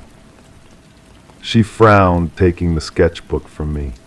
"No, he usually draws from imagination or sitting at his window, which faces the backyard." I made a note to check the neighborhood later. "Mrs. Harrison, when did your husband move out exactly?" 11 months ago. Why?" "Just establishing a timeline," I said gently. "Was the separation amicable?" A shadow crossed her face. "Not entirely. David, he had some issues, anger management. He never hurt Tommy physically, but there were incidents." "Is he still in the area?" "He moved to Sacramento. We haven't heard from him in months." I jotted this down, already planning to run a background check on David Harrison. As I prepared to leave, I noticed Tommy's backpack by the door, partially open. A flash of color caught my eye, the corner of another sketchbook. "May I check that as well?" I asked. Claire retrieved it, opening it herself first. Her face paled as she flipped through the pages. Wordlessly, she handed it to me. It contained landscapes similar to the ones in the leather book, but interspersed were portraits all of Claire, all in the same style as the original drawing, all signed with her name in that same flowing script. "I've never seen these before," she whispered. When I met Tommy the next day, he was exactly as his mother had described: quiet, thoughtful, with intelligent eyes that seemed to assess me as thoroughly as I was assessing him. We sat in a comfortable interview room designed for children, with bright colors and soft furnishings. "Can you tell me about the drawings, Tommy?" I asked after we'd established some rapport. He looked at me directly, unblinking. "Mom draws them sometimes when she thinks I'm asleep." "Have you actually seen her drawing them?" He nodded solemnly. "Once, she was sitting at the kitchen table really late. Her eyes were open, but she looked different." "Different how?" He considered this, like she was still asleep even though she was sitting up. A chill ran down my spine. What Tommy was describing sounded like a parasomnia episode, sleepwalking, or perhaps automatic behavior during a partial seizure. "And she's done this more than once." "3 times that I know of," Tommy replied, "always after she talks to Dad on the phone." This new piece of information shifted my focus. I spoke with Claire again, who reluctantly confirmed that despite the separation, David occasionally called late at night, conversations that often left her upset. The station's research department provided background on David Harrison, a history of minor offenses, including one dropped charge of stalking an ex-girlfriend before Claire. More concerning was his occupation, a former art teacher with a specialty in portraiture. A search warrant for David's apartment in Sacramento revealed dozens of sketches of Claire studies of her face from every angle, some dating back years before their separation, and a journal detailing his belief that he could somehow reach her through their son's artistic ability, that he could make her see herself through his eyes. The psychological evaluation that followed suggested David suffered from a delusional disorder with obsessive features. He had been methodically contacting Tommy online through a gaming platform, sending him drawings to copy drawings that Tommy, in his confusion and desire to please his father, believed had been created by his mother. Claire Harrison filed a restraining order. Tommy began therapy. David was arrested for violating the terms of his previous probation from an unrelated incident. Case closed, at least officially. But sometimes, on quiet evenings when the office is empty and rain taps gently against my window, I open my desk drawer and look at the copy I made of that first drawing. And I wonder about the power of suggestion on a child's mind, about the strange ways obsession can bridge physical distance, and about the eyes in that portrait that still seem to look not at me, but through me searching for someone else entirely. The signatures on all the drawings, as the handwriting expert finally confirmed, were indeed Claire's, practiced and forged by David over many months, but the artistry itself, that question remains partially open. Tommy's talent was real but raw. David's influence was undeniable. Yet when I interviewed Tommy one final time, something he said continues to haunt me. Sometimes when I'm drawing, it doesn't feel like it's just me holding the pencil. Some cases stay with you, nestled in the crevices of your mind, refusing to be filed away. This is one of those. Story 9, I remember the first time I heard about Rachel Weaver. It was late October, the kind of autumn evening when darkness settles early and the air carries the faint scent of wood smoke from distant fireplaces. I was reviewing case files in my office, a small room with walls lined with filing cabinets that seemed to breathe with the secrets they contained. The harsh fluorescent light above cast long shadows across my desk, making the photographs in the new case file appear somehow more ominous than they already were. Rachel's file wasn't particularly thick, just a missing persons report that had been upgraded to a suspicious circumstance investigation. Her story would have been easy to overlook among the dozens of other cases demanding attention, but something about it caught my eye and wouldn't let go. Maybe it was the curious note made by the responding officer. Subject reported hearing voices through walls for months prior to disappearance. Building manager confirms adjacent unit vacant for 2+ years. I picked up my coffee mug, noticing the brown ring it had left on a stack of papers. The liquid inside had long gone cold, but I sipped it anyway, letting the bitter taste ground me as I opened the file wider, spreading the contents across my desk. Rachel Weaver, 34, lived alone in apartment 412 at the Westbrook, an aging apartment building on the quieter side of town. She had worked as a medical transcriptionist, a job that allowed her to work from home, which meant she spent more time in her apartment than most. The report noted that her sister in Arizona had called local police when Rachel stopped answering calls and missed their weekly video chat 3 weeks in a row. When police conducted a wellness check, they found the apartment undisturbed. Rachel's laptop was still on her desk. Her wallet and keys were in their usual spot by the door. Even her jacket hung on the coat rack. It was as if she had simply evaporated, leaving everything behind. I turned to the interview transcripts, my eyes growing heavier as the clock on the wall ticked past midnight. The building manager, a Mr. Garrett, had provided the most interesting information.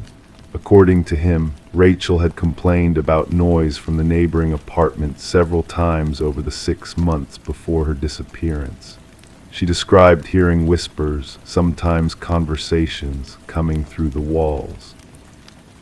Mr. Garrett insisted that apartment 414 had been vacant since its previous tenant passed away over 2 years ago. She seemed convinced someone was living there, he told the officer.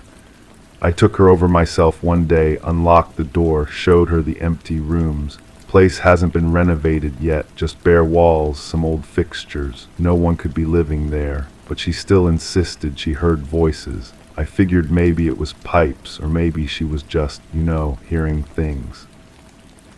I leaned back in my chair, which creaked under my weight, the sound unnervingly loud in the silence of my office. Something about Rachel's case made the skin on the back of my neck prickle.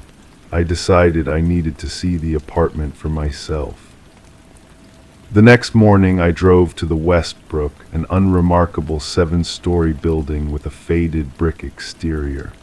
The lobby smelled of old carpet and lemon-scented cleaner. Mr. Garrett met me there, a ring of keys jangling at his side. He was older than I expected, with thinning gray hair and eyes that darted nervously as he spoke. Nothing's been touched in Ms. Weaver's apartment since the police looked it over, he explained as we rode the elevator to the 4th floor. The elevator moved sluggishly, the cables above us groaning with effort. Her sister is supposed to come clear it out next month.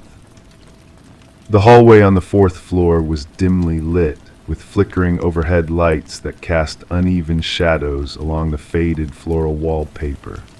Apartment 412 was at the end of the corridor, with 414 adjacent to it on the right side. I noticed the peephole on Rachel's door had been covered from the inside with what looked like a piece of tape. Mr. Garrett unlocked her apartment and the door swung open with a soft creak. The air inside felt stale, untouched. It was a modest one-bedroom with simple furnishings, a gray sofa facing a small television, a dining table that doubled as a workspace, a kitchenette with clean countertops.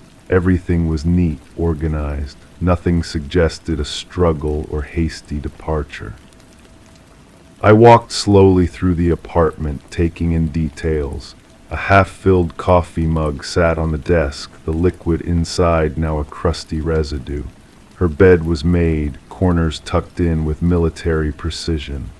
The bathroom contained the usual toiletries, neatly arranged. What struck me most was the wall that apartment 412 shared with 414.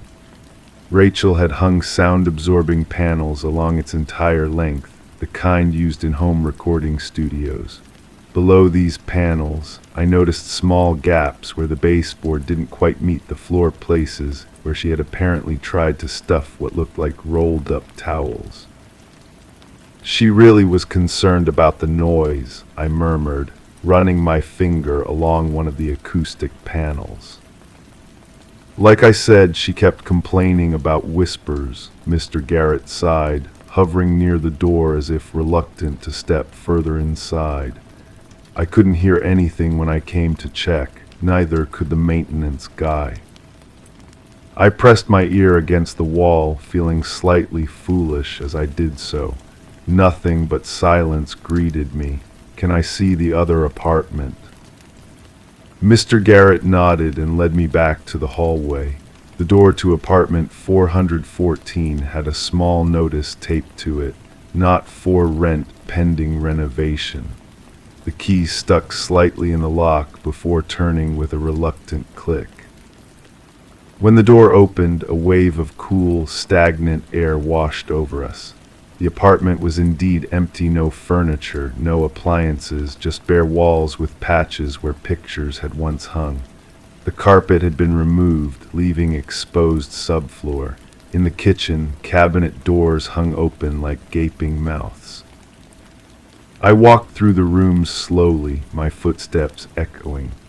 The place had the hollow feeling that long-abandoned spaces develop, as if the air itself was thinner.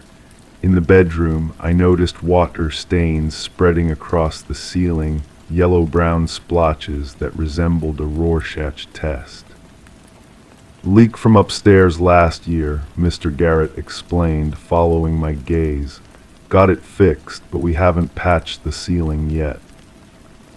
As I stood in the empty bedroom, something caught my attention, a barely perceptible sound. At first, I thought it might be water running through pipes in the walls, but as I listened more carefully, it sounded almost like a distant radio playing just below the threshold of comprehension. I couldn't make out words, just the cadence of what might have been human speech. "Do you hear that?" I asked. Mr. Garrett tilted his head, listening. After a moment, he shook his head. "Don't hear anything." I moved closer to the wall shared with Rachel's apartment, pressing my ear against it again. The sound seemed to fade in and out, like a station not quite tuned in properly. I pulled away, unsettled. Has anyone lived above or below this unit recently? Maybe sound is traveling through the vents or something. Unit below is occupied by an elderly couple, been there 15 years. Above is vacant too, has been for about a year now. His eyes narrowed slightly. "You're not telling me you hear something too?"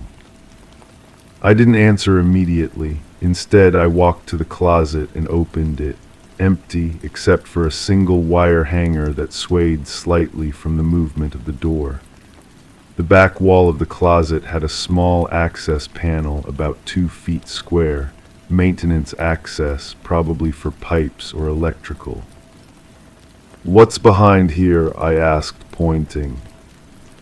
Mr. Garrett frowned. "Just the building infrastructure. Pipes, wiring, conduits. There's a narrow maintenance corridor that runs between some of the units." "Can we access it?" He hesitated, then nodded reluctantly. "Need a different key." He fumbled with his key ring until he found a small silver key, then knelt down and unlocked the panel. It swung open with a metallic groan. Behind it was darkness. Mr. Garrett pulled out his phone and turned on its flashlight, revealing a narrow passageway filled with dust-covered pipes and bundled wires. The space was tight, maybe 2 feet wide, just enough for maintenance workers to shimmy through if needed. "These run through the whole building?" I asked. "Between some units, yeah. Original design from the 60s. Modern buildings don't do it this way anymore." I peered into the darkness beyond the reach of his light. The maintenance corridor seemed to extend the length of the apartment and possibly beyond. Something about it made me deeply uneasy, the thought of this hidden space running behind the walls where people lived, slept, shared their private moments. "Has anyone checked these passages since Ms. Weaver disappeared?" Mr. Garrett's expression shifted from impatience to something more guarded. "No reason to. Nobody can get in except maintenance, and they need my keys." "Right," I said, not entirely convinced. "Mind if I take a closer look?" Before he could object, I grabbed my own flashlight from my pocket and shined it into the passage. The beam caught something on the floor of the corridor, about 10 feet, in a small object that reflected the light. I stretched my arm into the opening, straining to reach it. My fingers closed around something smooth and cold. I pulled it out and opened my palm. It was a single earring, a simple pearl stud. Nothing remarkable, except for one detail that made my pulse quicken. Attached to the back of the earring was a small fleck of what appeared to be dried blood. "Did Rachel Weaver wear earrings?" I asked quietly. Mr. Garrett's face had gone pale. I don't remember." I carefully placed the earring in a small evidence bag from my pocket. I think we need to take a more thorough look at these maintenance corridors, Mr. Garrett, and I'm going to need access to all the building's keys and records.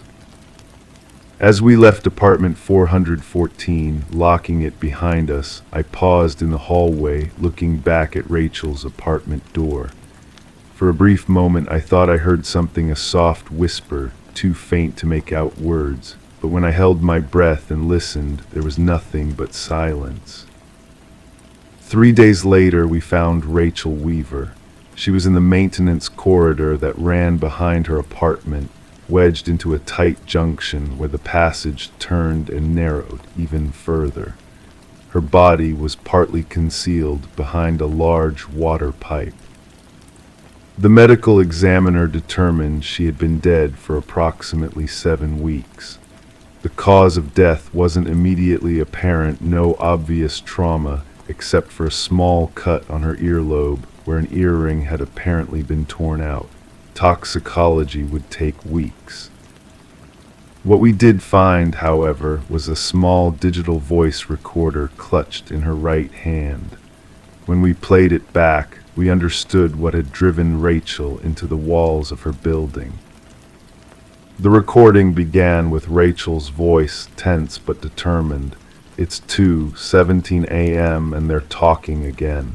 I'm going to prove I'm not crazy. What followed was 40 minutes of silence, interrupted occasionally by what sounded like distant water running through pipes. Then, at the 43-minute mark, something changed, barely audible at first, but growing clearer whispers. Dozens of overlapping whispers, some male, some female, some barely more than breath. I couldn't make out individual words, just fragments, always listening. She knows, come find us. The whispers continued for several minutes, growing more urgent, before Rachel's voice returned, now trembling. You hear that, right? Tell me you hear that. They're in the walls. They've been here all along. The recording ended with the sound of something scraping against wall material, then silence. The investigation is still ongoing. We've opened up more sections of the maintenance corridors throughout the Westbrook. So far, we've found no additional remains. Building records show 3 other disappearances over the past 20 years. Previous tenants who were assumed to have moved away without notice, leaving belongings behind. Mr. Garrett insists he never heard the whispers himself. The building is scheduled for complete renovation next month, which will include sealing most of the maintenance corridors. Sometimes, when I'm alone in my office late at night, I find myself playing Rachel's recording again. I tell myself I'm listening for clues, something we might have missed. But the truth is, I'm listening for patterns in those whispers, trying to understand what Rachel heard that compelled her to break through her own wall and crawl into that narrow, dusty space. And sometimes, if I listen long enough, I almost convince myself that the whispers are becoming clearer, more coherent, that they're speaking directly to me now. But that would be crazy, wouldn't it? Story 10. The hotel sat quietly, a relic of a forgotten era, its worn fa-de whispering stories of transient souls passing through its doors. It was a place where time seemed to stand still, where the past lingered in the shadows and the present held its breath. The receptionist handed her the key with a knowing look, a silent warning in his eyes. Just don't take the last door on the left, he murmured cryptically, a hint of mystery in his voice. Intrigue tugged at her curiosity, weaving a web of questions in her mind. That night, under the soft glow of flickering lights, she navigated the dim hallway, each creak of the floorboards echoing like a whispered secret. When she reached it, the last door on the left stood silent and unassuming, blending seamlessly with its neighbors. But as her fingers grazed the icy knob, a chill ran down her spine, a premonition of the unknown. Pressing her ear against the door, she listened intently. A faint sound, a whisper of breath, danced on the other side, a tantalizing invitation to unravel the enigma within.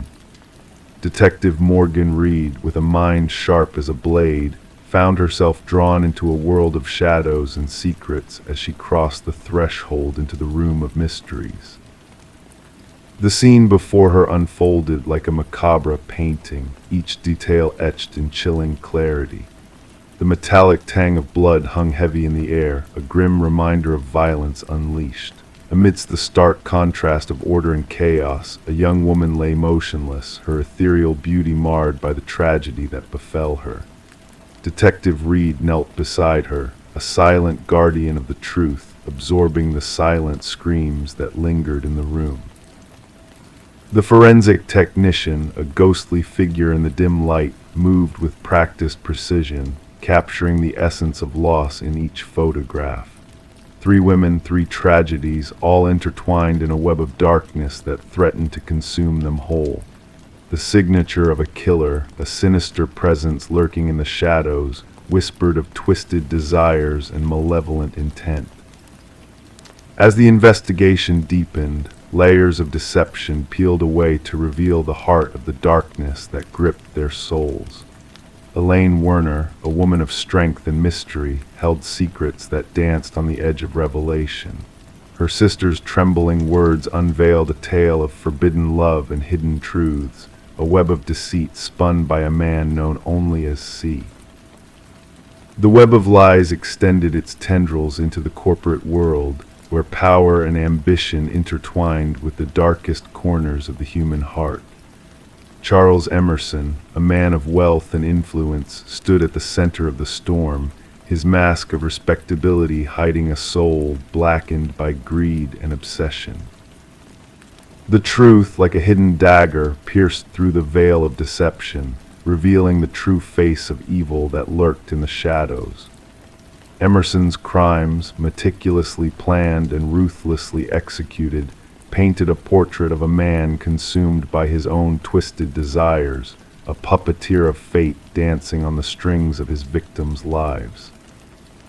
In the hushed confines of the courtroom, justice unfolded like a tragic play, each act a step closer to redemption.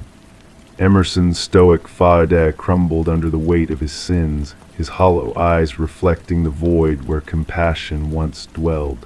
The sentence echoed like a final verdict, sealing his fate in a prison of his own making. The media dubbed it the Door on the Left case, a tale of darkness and deceit that captured the imagination of a world hungry for answers. But for Detective Reed, the echoes of that fateful night lingered like a haunting melody, a reminder that some doors once opened can never be closed again. And as she walked down hotel hallways, counting doors that led to unknown worlds, she carried with her the weight of untold stories, hidden behind each closed door, waiting to be unveiled. Story 11.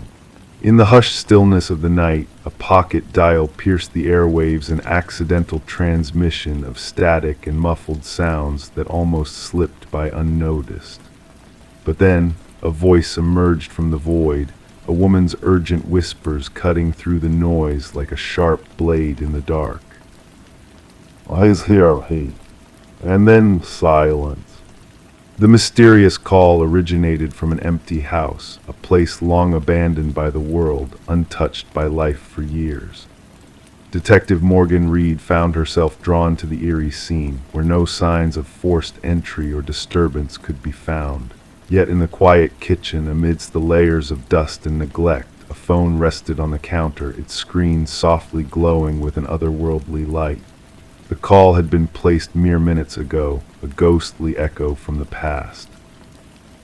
With a sense of unease settling in her bones, Morgan pressed the playback button on the device, each repetition of the haunting whisper sending shivers down her spine. The voice that lingered in the air was one of desperation, of fear, of the impossible. The abandoned property had once belonged to the Sullivan family, before tragedy forced them to flee, leaving behind a legacy of ashes and memories. The caretaker swore that no living soul had trespassed within those walls for years, and yet here they stood, confronted with a phone call from beyond the grave. "Background check on the number," Morgan inquired, turning to her partner, Detective Walsh. "Registered to Catherine Sullivan, the deceased daughter," came the solemn reply. "She passed away in a car accident 3 years prior." As Morgan gazed at the phone nestled in its evidence bag, a puzzle unfolded before her, a dead woman's phone, reaching out from the shadows of a forsaken house. The very dust on the counter seemed to whisper secrets, disturbed only beneath the weight of the phone, as if it had materialized out of thin air. The forensic team's efforts yielded little, with no fingerprints to trace, no footprints to follow. The doors remained locked, the windows sealed tight. It was as though the call had emerged from a realm beyond their understanding, a spectral message from a world unseen. And so the recording became the focal point of their inquiry, 11 seconds of static, of breath, of 5 words spoken with a voice that defied logic. Voice analysis confirmed the impossible. The spectral whisper matched Catherine Sullivan's own voice with a certainty that chilled the soul. The timestamp revealed a truth that defied the laws of time. It was as if the call had been a last breath, exhaled at the precise moment of Catherine's passing, 3 years ago to the minute. Morgan and Walsh delved deeper, probing into the lives intertwined with Catherine's. Her father, now remarried, bore the weight of confusion in his eyes. Her grieving mother, a solitary figure in a small apartment, crumbled at the sound of the recording, recognizing her daughter's voice in the shadows of the past. Mark Jennings, Catherine's former boyfriend, provided an alibi for the night of the call, his whereabouts confirmed by witnesses and surveillance footage. The house itself stood empty, a silent witness to a mystery that defied all reason. The call should not have been made, and yet it echoed through the corridors of time. The investigation languished in uncertainty until a call came from Catherine's mother, her voice trembling with a revelation. "I found something in her belongings," she confessed. "Katie kept a journal. The final entry, it holds the key." Within the fragile pages of Catherine's journal lay a tale of love turned to fear, of a relationship marred by control and menace. The truth unfurled in ink, leading the way to a darkness that lurked beneath the surface. Confronted with the damning evidence, Mark's facade crumbled under the weight of suspicion. "You think I harmed Katie because of her words," he scoffed, a tremor in his voice. "That's no proof of anything." But the facts spoke louder than his denials. The accident report, the buried truths, the echoes of a life cut short, all pointed to a sinister reality lurking in the shadows. As investigators revisited the scene of Catherine's demise, a chilling revelation came to light. Buried beneath the earth, 20 feet from the crash site, lay Catherine's actual phone, the device that had whispered its ghostly plea from the depths of the past. And in its digital memory, a tale of terror unfolded, of a young woman pursued to her end by a malevolent force. The medical examiner's scrutiny revealed a truth long concealed. The injuries borne by Catherine were not solely the result of the crash. Defensive wounds, bruising that spoke of violence inflicted by human hands, the pieces of the puzzle fell into place, painting a portrait of horror. When the time came to apprehend Mark, he had vanished into the night, leaving behind a trail of deception and malice. His lair revealed a twisted shrine to Catherine, a grotesque homage to a life he had extinguished. Among his possessions lay the tools of his deceit, a software of manipulation, scripts of deception, all crafted to perpetuate a lie.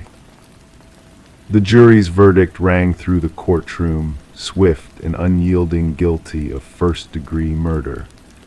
As justice was served, Catherine's mother clung to the journal that had unraveled the mystery, a testament to a daughter's silenced voice finding its echo in the halls of justice. The phone from the abandoned house now rests in the evidence locker, a relic of a tale that transcended the boundaries of the living. Some say that in the stillness of the night, a phantom ring can be heard, a whisper from beyond the veil of time. Catherine's story lives on not as a ghostly fable, but as a testament to the resilience of the silenced, their voices echoing in the darkness, seeking solace and vindication. Story 12. In the stillness of the night, a faint flicker danced across the baby monitor's screen, a mere glitch, or so the mother thought. Dismissing it as mere interference, she settled back into her bed, seeking solace in the quiet. But then a crackling static filled the room, and a voice, soft and eerie, whispered, "SHHH, go back to sleep." A chill ran down her spine as her blood turned to ice. Racing to her son's room, her heart pounding like a drum in the night, she found the crib empty, the room untouched. The window remained closed, the door securely locked. The only thing amiss was a stuffed rabbit, discarded on the floor, its glassy black eyes seeming to stare right through her. Rebecca's screams pierced the darkness, tearing through the silence until her throat was raw, echoing through the walls and reaching the ears of concerned neighbors who swiftly summoned help. When the authorities arrived, they found her huddled on the nursery floor, clutching the rabbit tightly, her world shattered by the inexplicable disappearance of her 4-month-old son, Samuel. The investigation that followed was shrouded in mystery and confusion. No signs of forced entry marred the home, the security system remained intact, and the baby monitor footage only revealed the haunting voice and static that had unsettled Rebecca. How could someone enter a locked house, snatch a child, and vanish without a trace, leaving behind only a whispered command and a forsaken toy? Suspicions turned towards Rebecca herself. Her husband Daniel had been away on business, their strained marriage and Rebecca's struggles with postpartum depression casting a shadow of doubt upon her. The community whispered, casting judgment upon a grieving mother. But then a glimmer of hope emerged. Tiny fibers, foreign to the household, were discovered on the nursery windowsill, hinting at an intruder skilled in the art of climbing. Security footage from the neighborhood revealed a shadowy figure lurking in the night, leaving behind a footprint that matched specialized climbing gear. Rebecca's innocence began to shine as the focus shifted towards a different suspect. When Daniel returned, his troubled past came to light. Unusual calluses on his hands, a newfound interest in rock climbing, and a hidden second family painted a sinister picture. Financial records and phone logs unveiled a web of deceit, pointing towards a dark conspiracy that involved a life insurance policy, clandestine calls, and a betrayal beyond comprehension. As the pieces of the puzzle fell into place, the truth emerged from the shadows. The baby monitor, once a source of fear, became a beacon of revelation. Hacked and manipulated, it had led investigators to a basement where Samuel was found, in the care of a woman named Elaine. Her connection to Daniel revealed a twisted tale of loss and obsession, culminating in a plan to steal back what she believed was rightfully hers. In a courtroom hushed with anticipation, the chilling audio from the baby monitor echoed once more, exposing the dark secrets that had torn a family apart. Daniel's cough, a telltale sign of his presence that fateful night, sealed his fate alongside Elaine. Justice was served, but scars remained, wounds that would take a lifetime to heal. Rebecca and Samuel sought solace in a new beginning, far from the shadows of the past. The baby monitor, now silent, held the truth within its digital confines, a reminder of the night that changed their lives forever. As the world learned from their ordeal, the darkness that lurked behind closed doors was brought into the light, a cautionary tale of the dangers that lie hidden in the modern age. And so, as Samuel grew up in the warmth of a new dawn, Rebecca kept the stuffed rabbit close, a silent witness to the horrors they had endured. Its glassy eyes, once a source of fear, now held a silent vigil, a reminder of the truth that had been whispered through the darkness, a truth that would never be forgotten. Story 13. The tale unfolds in a quaint costume shop that had decided to close its doors, embarking on a journey to part ways with its old treasures. Amidst the fading remnants of forgotten disguises, a woman ventured in and plucked a mask from a neglected shelf. Its delicate features held an eerie lifelike quality that stirred a sense of unease within her. When she approached the cashier to make her purchase, a shadow of doubt flickered across his face as he muttered, "That's not ours." Perplexed, she glanced at the mask, only to find it devoid of any identifying tag. With a nonchalant shrug, she carried it home, unknowingly inviting a mysterious presence into her life. As the night draped its veil over the world, a soft sound stirred the woman from her slumber. A whisper of fabric shifting, a subtle disturbance in the stillness of her room. Her heart quickened as she realized the mask was no longer resting on the dresser where she had left it. Instead, it sat upon her nightstand, its gaze fixed upon her with an uncanny intensity. The woman, known as Catherine Reed, was later discovered by her concerned neighbor. The morning light spilled through the slightly ajar door, casting a solemn glow over the otherwise somber interior of her home. Detective Morgan arrived at the scene, where forensics meticulously documented the haunting tableau. The rhythmic clicking of shutters provided a solemn backdrop to the hushed whispers of the investigators. As they combed through the room for clues, an officer remarked on the absence of forced entry, while the detective absorbed the details that whispered of a life abruptly extinguished.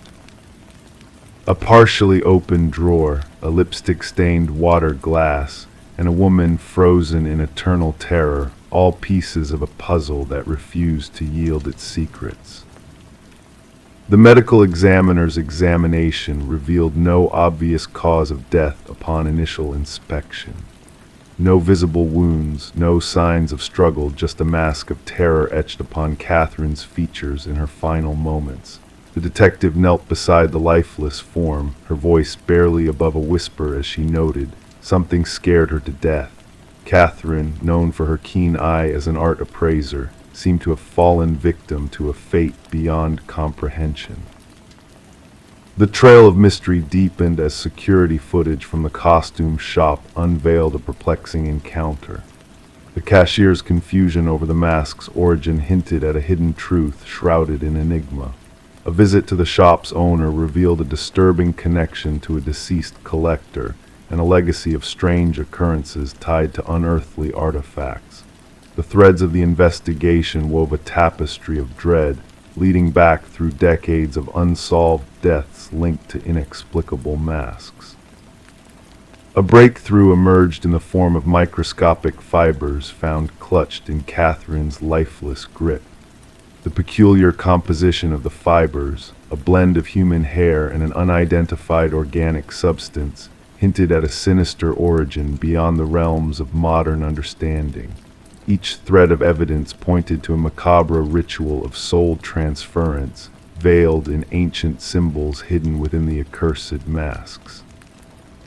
In a dimly lit room, a retired detective shared his knowledge of a dark truth buried beneath layers of forgotten cases. Yellowed files whispered of a malevolent force seeking vessels to inhabit, leaving behind a trail of terror in its wake. Catherine's journal, unearthed from a hidden nook in her apartment, bore witness to her descent into a realm of darkness.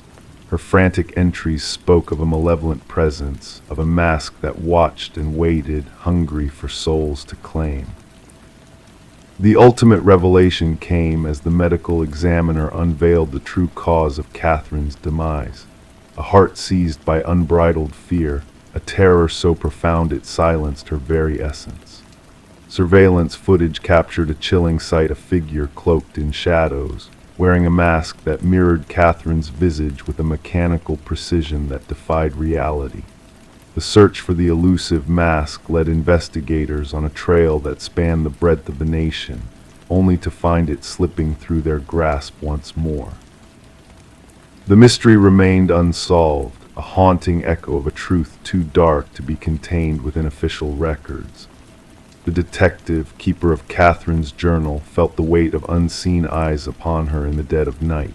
She knew that the mask, a harbinger of dread and doom, lingered in the shadows, biding its time until it found its next unwitting host.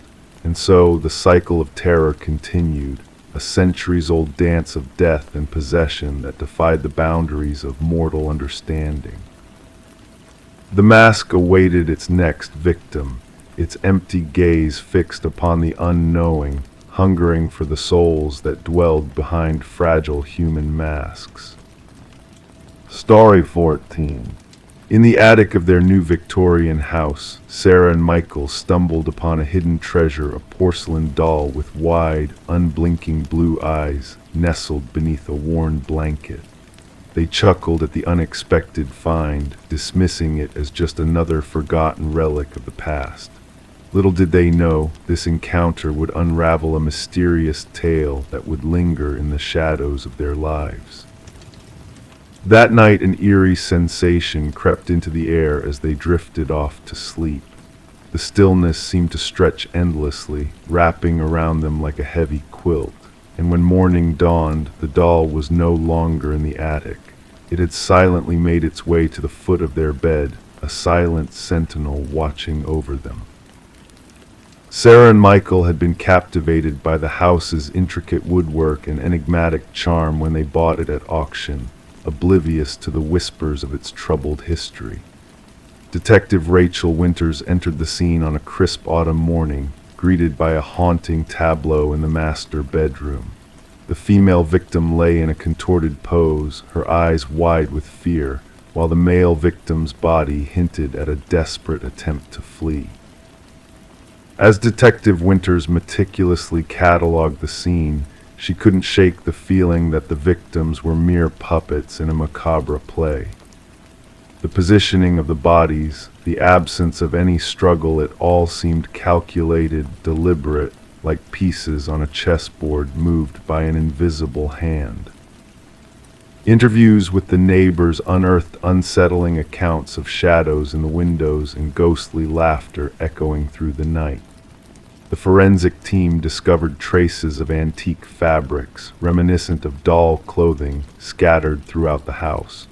But what puzzled them most were the absence of any tangible evidence of an intruder, no fingerprints, no DNA, no trace of a physical presence. Delving into the property's past, Detective Winters uncovered a chilling pattern of unexplained deaths spanning decades. Each previous owner had met a tragic end under mysterious circumstances, their lives intertwined with the house in ways they could never have fathomed. A faded newspaper clipping led the detective to a doll maker who once called the house his home. Rumors of his uncanny creations, infused with arcane rituals and whispers of binding spirits, cast a shadow of dread over the investigation. And at the heart of it all was the doll resembling the one found by Sarah and Michael, a silent witness to the unfolding tragedy. As the case grew colder, a distant relative of the doll maker revealed dark family secrets of forbidden arts and the transference of life into inanimate objects. The line between reality and myth blurred, leaving Detective Winters grasping at elusive truths that slipped through her fingers like smoke. The mystery deepened when the doll vanished from police custody, leaving behind a trail of inexplicable events that defied logic. Detective Winters, her own memories clouded by a fog of uncertainty, made the decision to retire, haunted by the enigma that had eluded her grasp. The house changed hands once more, its past shrouded in whispers that lingered in the corridors like ghostly echoes. The attic, now barren save for a forgotten blanket, held the secrets of those who had come before. And as night fell, a faint laughter, like a child's playful giggle, would occasionally drift through the stillness, a reminder of the unseen forces that bound the house to its tragic legacy. Story 15. The ancient box lay buried beneath layers of forgotten belongings in the attic, a hidden treasure from a bygone era. Among its contents were faded Polaroids capturing moments of joy and celebration, typical snapshots of family life, harmless, mundane, until she reached the final photograph. It depicted her very own living room, the familiar couch, the familiar drapes. Yet the family captured in the frame was not hers. And lurking in the background, barely discernible in the dimness, stood a figure, a man observing. Rebecca felt a shiver crawl up her spine as she scrutinized the picture. Her fingers quivered slightly, causing the edges of the photograph to tremble. The family in the image, a woman with golden locks, a man with thick-rimmed glasses, and two children beamed at the camera, oblivious to the presence lurking in the shadows behind them. Frozen in a moment of happiness, unaware of the danger looming nearby. Descending the wooden staircase, Rebecca's steps echoed through the house. The space had always felt too vast, too hollow since she had moved in 4 months ago, but now it felt suffocating. Placing the photo on her kitchen counter, she gazed at it under the harsh fluorescent light. The resemblance was uncanny, the archway leading to the hallway, the unique crown molding, the bay window welcoming the morning sun. This was her dwelling, yet these faces were strangers. The detective arrived, clad in a worn leather jacket that bore witness to countless investigations. Detective Morgan possessed eyes that missed nothing, methodically examining the photograph. Running a gloved finger along the edge of the Polaroid, he turned it over, revealing a blank back. "What do you know about the Nelsons, the family who sold you this house?" he inquired in a low, rumbling voice. "Very little," Rebecca confessed. The transaction was handled by a real estate agent. They had already relocated out of state. Morgan nodded, his expression inscrutable. "May I borrow this? Our team may be able to identify the individuals in the photo." The inquiry commenced discreetly. Rebecca uncovered that the Nelsons had acquired the property from a family named Crawford. The Crawfords had inhabited the house for 7 years before an abrupt departure. Preceding them, the Mornos had owned the residence for nearly a decade. Detective Morgan retraced the property's history through records, interviewing former residents and constructing a timeline of past occupants. A breakthrough surfaced unexpectedly. A former mail carrier identified the family in the picture. "Those are the Sutherlands," he asserted confidently. "They resided in that house for no more than a year before vanishing without a trace. Mail piled up and eventually it was returned. Everyone assumed they had moved without informing anyone." The Sutherland family had disappeared mysteriously.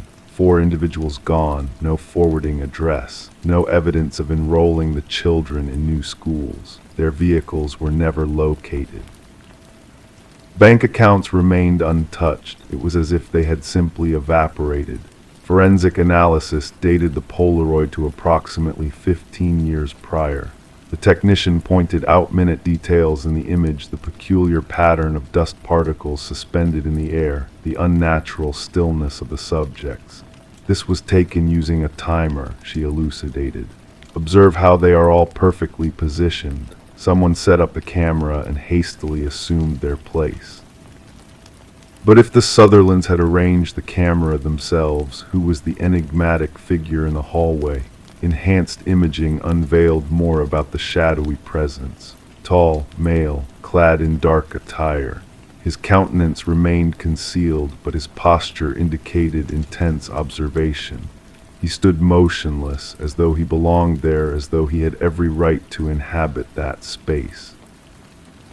Detective Morgan unraveled a pattern. Prior to the Sutherlands, another family had occupied the house for precisely 1 year before disappearing, and before them another. 5 families over the course of 5 years, all vanishing without explanation, always after a year of residency. Rebecca had resided in the house for 4 months. Delving into historical records, the investigation unearthed building documents from years past. The house had been erected by a distinguished architect with an impeccable reputation, yet the construction manager vanished nearing completion. His replacement, a man named Samuel Whitfield, had finalized the project. Police archives contained a solitary photograph of Whitfield, a tall, slender figure with sunken cheeks and piercing eyes.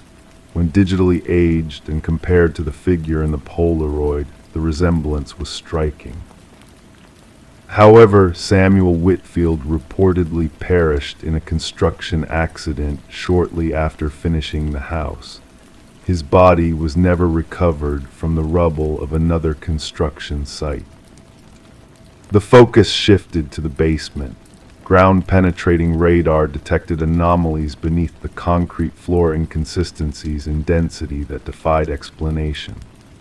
Upon breaking through the surface, a putrid odor assaulted their senses. Beneath layers of concrete and soil, they uncovered them. Not solely the Sutherlands, all of them, every missing family, preserved immaculately in the cool, arid earth. Among their belongings was a camera. The very camera that had captured the Polaroid concealed in the attic.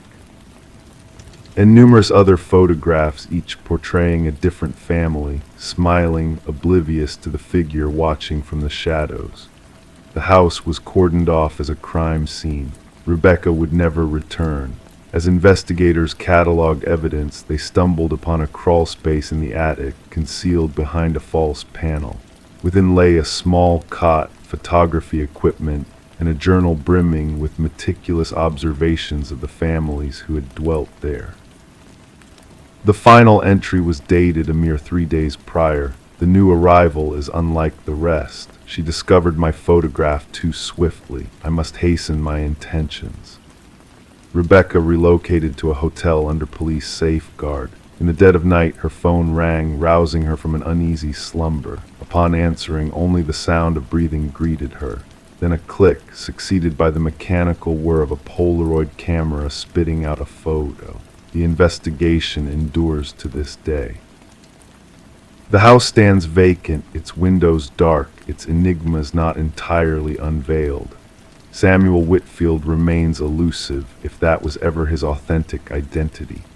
Some investigators believe he perished long ago, whereas others posit that he simply departed for a new locale, a new persona, a new residence. And somewhere within a shadowy chamber, photographs are developing new families, new abodes, new watchers in the darkness. The sole certainty is that those who seek the truth concerning the man in the photograph are now being surveilled themselves. Story 16. In the old apartment, peculiar sounds echoed through the pipes and floorboards groaned with each step. Yet the new tenant sensed a difference in the air, a subtle unease that lingered. The footsteps that traversed the ceiling above her were too precise, too intentional. It puzzled her, for she resided on the topmost floor, far removed from any upstairs neighbors. One fateful night, a surge of courage propelled her to tap the ceiling with a broomstick. The sound abruptly ceased, plunging the space into a profound silence. Then, a solitary knock reverberated from within the ceiling itself. Sarah Coleman chose to keep the peculiar incident to herself, attributing it to the settling of the building or perhaps a tiny creature seeking refuge in the attic. Despite her efforts to downplay the unsettling occurrence, the rhythmic footsteps persisted, haunting her nights. She adapted, resorting to cranking up the volume of her television, donning headphones to muffle the methodical footfalls that traced invisible paths across her ceiling in the shroud of darkness. Detective Morris became entwined in the enigma of the apartment when a maintenance worker stumbled upon a concealed crawlspace during routine repairs. Removing a section of drywall to mend a leak outside Sarah's unit, the worker unearthed a clandestine passage not documented in the building schematics. His flashlight pierced the darkness, illuminating a hidden living space adorned with remnants of human presence, a crumpled blanket, discarded wrappers, and a weathered notebook. The building superintendent promptly alerted the authorities. As Detective Morris and his partner, Detective Rivera, arrived at the scene, they encountered the shaken maintenance worker who repeated in a trembling voice, "Someone dwelt within the walls, someone watched." The notebook held meticulous observations of Sarah Coleman's daily routines, visitors, culinary choices, entertainment preferences, and even intimate moments. The once meticulous handwriting deteriorated into erratic scrawls, interspersed with cryptic symbols. "The subject resists my influence," lamented the final entry. "She defies me. None can ignore me." Forensic experts meticulously combed the crawl space, unearthing fingerprints untraceable in any database. They unveiled a labyrinth of passageways intricately woven into the walls and ceilings, some dating back decades. These clandestine corridors linked multiple apartments but culminated in discrete observation points concealed within one unit, Sarah Coleman's. Interviews with current residents yielded no anomalies beyond the usual sounds of communal living. However, former occupants painted a disquieting portrait. 3 prior tenants of Sarah's apartment recounted sensations of being surveilled or hearing inexplicable movements, prompting one to vacate after a mere fortnight.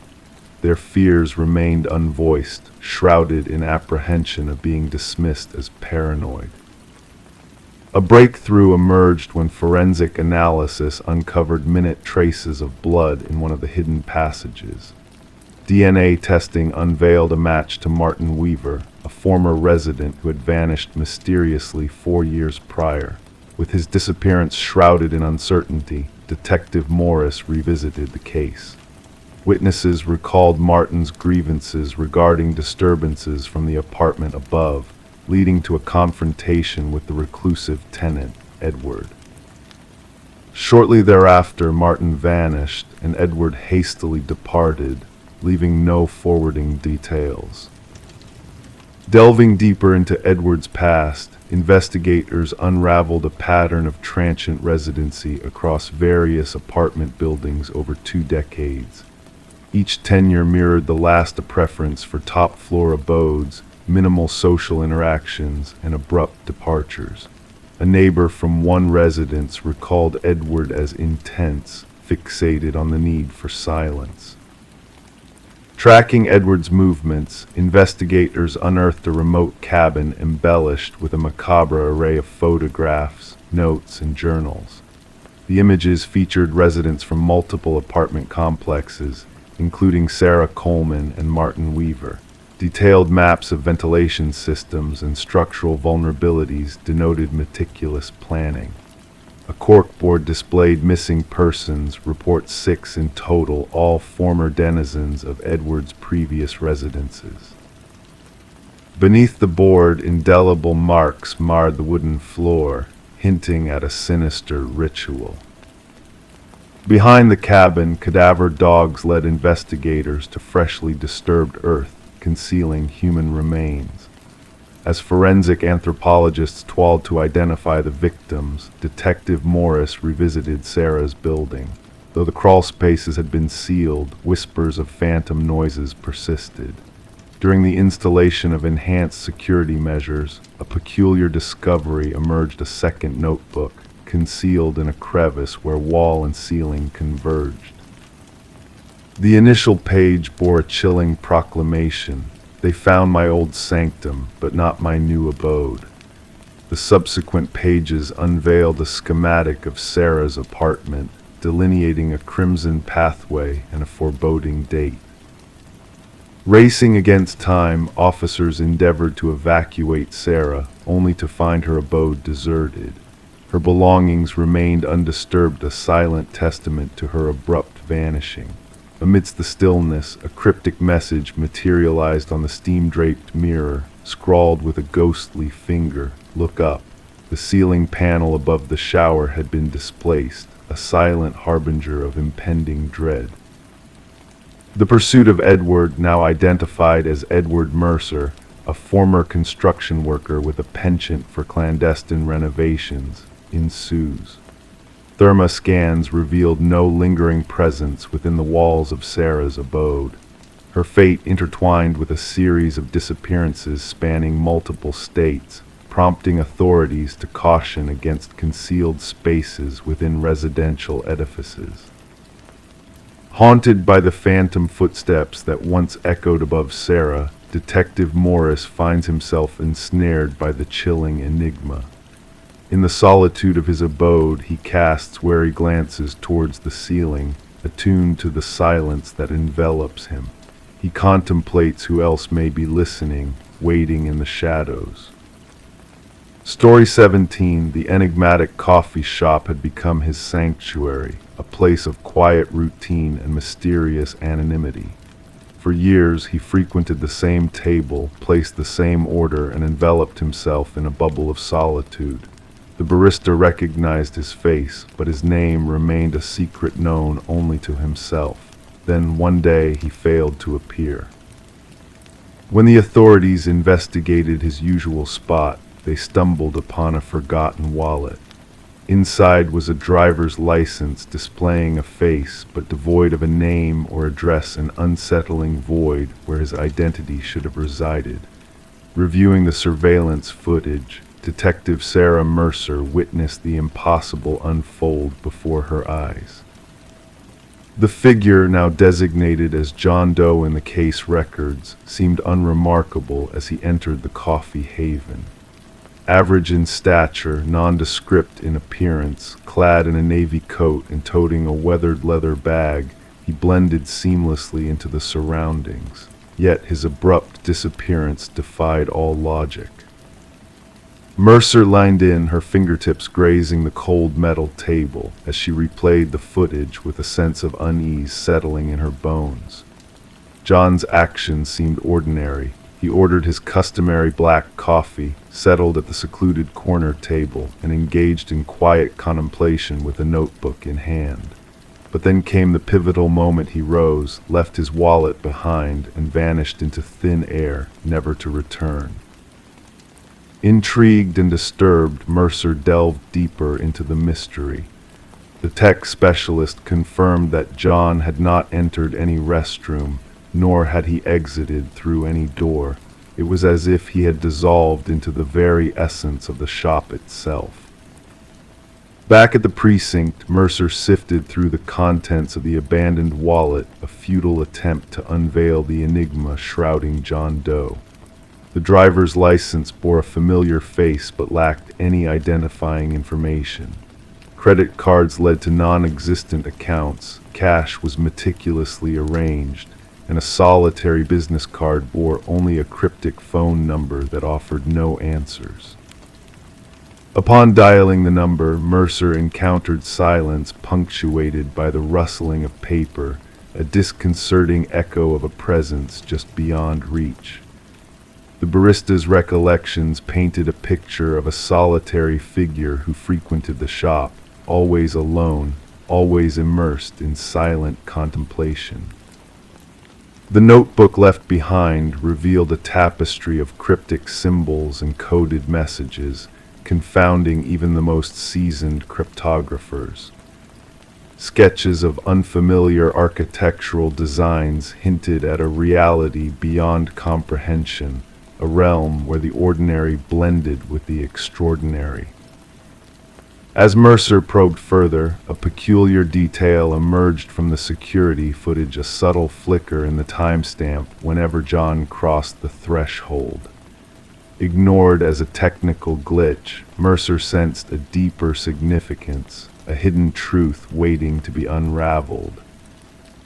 Returning to the coffee shop, she positioned herself at John's favored table, her gaze drawn to an antique mirror that adorned the space. Its ornate carvings mirrored those in John's notebook, hinting at a connection beyond the tangible. The shop owner's casual dismissal of the mirror's history only fueled Mercer's curiosity. Upon closer inspection, the mirror exuded an uncanny warmth beneath her touch, hinting at secrets long concealed. When forensics uncovered a hidden compartment behind the mirror, a trove of identical wallets and a journal inscribed with John Doe's hand awaited them. The journal's entries chronicled experiments in temporal manipulation and identity transference, weaving a narrative of otherworldly dimensions colliding within the confines of the coffee shop. References to crossing back and window points whispered of a reality beyond comprehension. As the investigation unfolded, eerie occurrences plagued the shop. Phantom reflections, sightings of John Doe where he no longer existed, and a sense of foreboding that gripped all who crossed its threshold.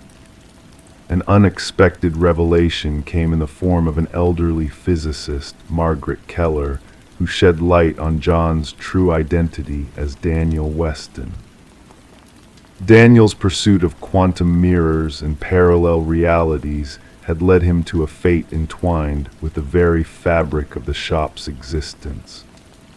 Mercer unearthed the nexus of his experiments, the laboratory beneath the coffee shop, where he had ventured beyond the boundaries of known reality. In a chilling revelation, Mercer witnessed the convergence of two realities within the shattered mirror, Daniel watching himself in a loop of temporal defiance. As the mirror lay fractured, a final note echoed a warning. The experiment had concluded, the window had closed, and trespassing into the unknown was forbidden. The case of the man who defied existence remained an enigma, shrouded in mystery and unanswered questions. The coffee shop faded into memory, its secrets buried beneath concrete and rubble. Daniel Weston's fate remained a haunting enigma, his legacy woven into the fabric of a reality beyond comprehension. Detective Mercer's resignation marked the end of an era, yet whispers persisted of her continued pursuit of the unknown. A fragment of an antique mirror adorned her wall, a tribute to a man lost to the annals of time, a reminder of a reality where boundaries blurred and mysteries endured. Story 18. In the quiet town there was a house at the edge of the woods, a house that no one talked about. It stood solitary, its windows dark, its porch weary from the weight of time. Nobody claimed ownership of it, and the origins of its construction faded into obscurity. Yet when a group of hikers ventured too close, they stumbled upon a peculiar sight, names etched into the wooden siding, carved deeply like cryptic messages.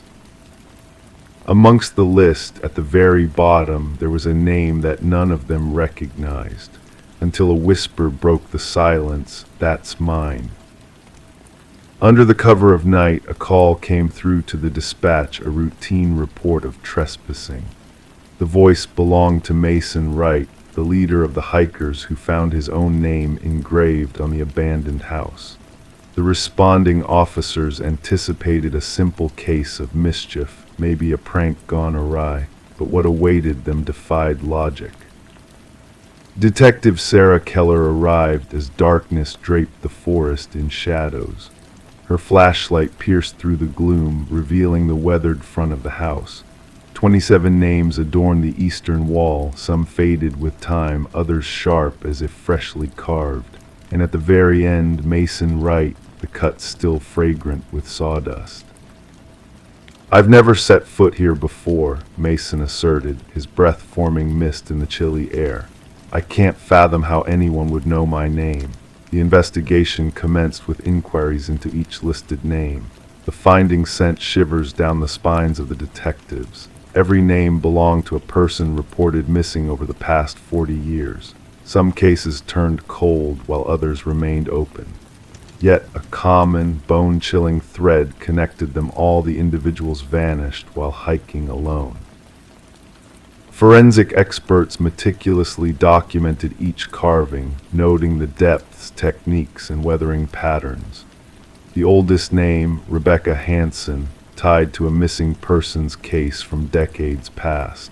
The records recounted a young woman who ventured into the woods and never returned, her only trace a lone hiking boot by a stream. Detective Keller delved into Mason's background, but his story remained unwavering. He had no ties to the area beyond that fateful hiking trip with his college friends.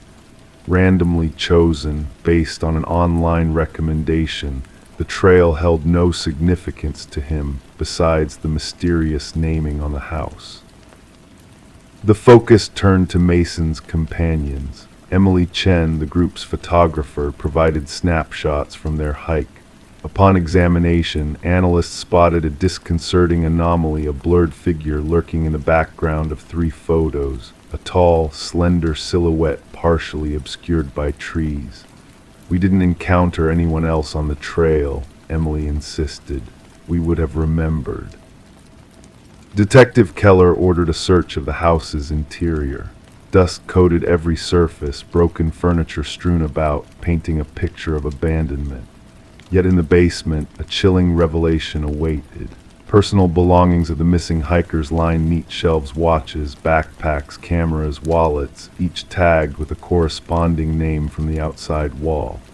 The evidence uncovered blood traces under ultraviolet light, stains someone had tried to erase over the years.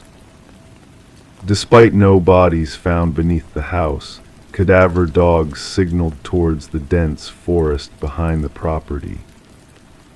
As the investigation deepened, Mason's behavior turned erratic. He reported eerie incidents, whispers outside his apartment, mysterious footprints leading to his door but never away, shadowy figures observing from afar. Assigned protection, Mason spiraled into paranoia. A breakthrough emerged with buried land records revealing the house's previous owner, a reclusive hunter named Victor Blackwood. Descriptions painted him as a tall, gaunt figure seldom seen by neighbors. Blackwood vanished without a trace 15 years prior, his disappearance left uninvestigated. Armed with a warrant, Detective Keller led a search deeper into the surrounding woods. Crude hunting blinds scattered along popular trails unveiled a disturbing secret.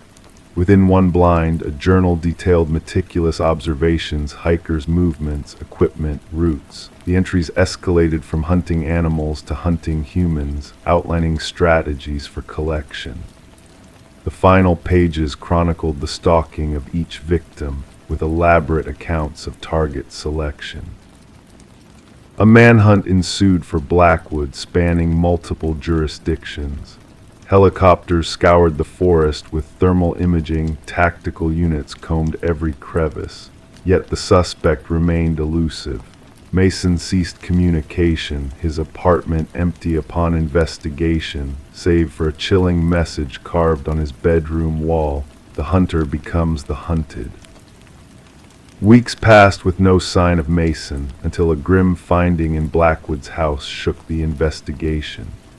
Concealed behind a false wall in the basement, a workshop revealed woodworking tools, preservatives, and a freshly carved wood piece bearing a new name: the missing lead forensic technician. Under constant surveillance, the house became a focal point, with cameras, sensors, and a vigilant eye. One night, sensors alerted authorities to a figure emerging from the forest, tall, slender, moving with an eerie grace. As tactical teams closed in, the cameras faltered, losing sight of the figure. When visibility returned, the mysterious entity had vanished without a trace. Today, the house remains under watch, a haunting reminder of the vanished souls. Mason and the technician never surfaced, their fate entwined with the enigma of the house.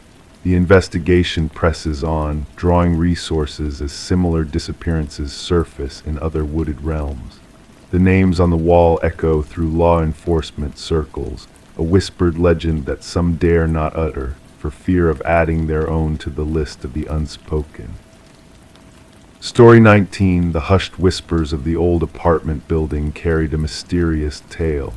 Within its aging walls, a chilling presence lurked, unseen yet felt by those who dared to listen.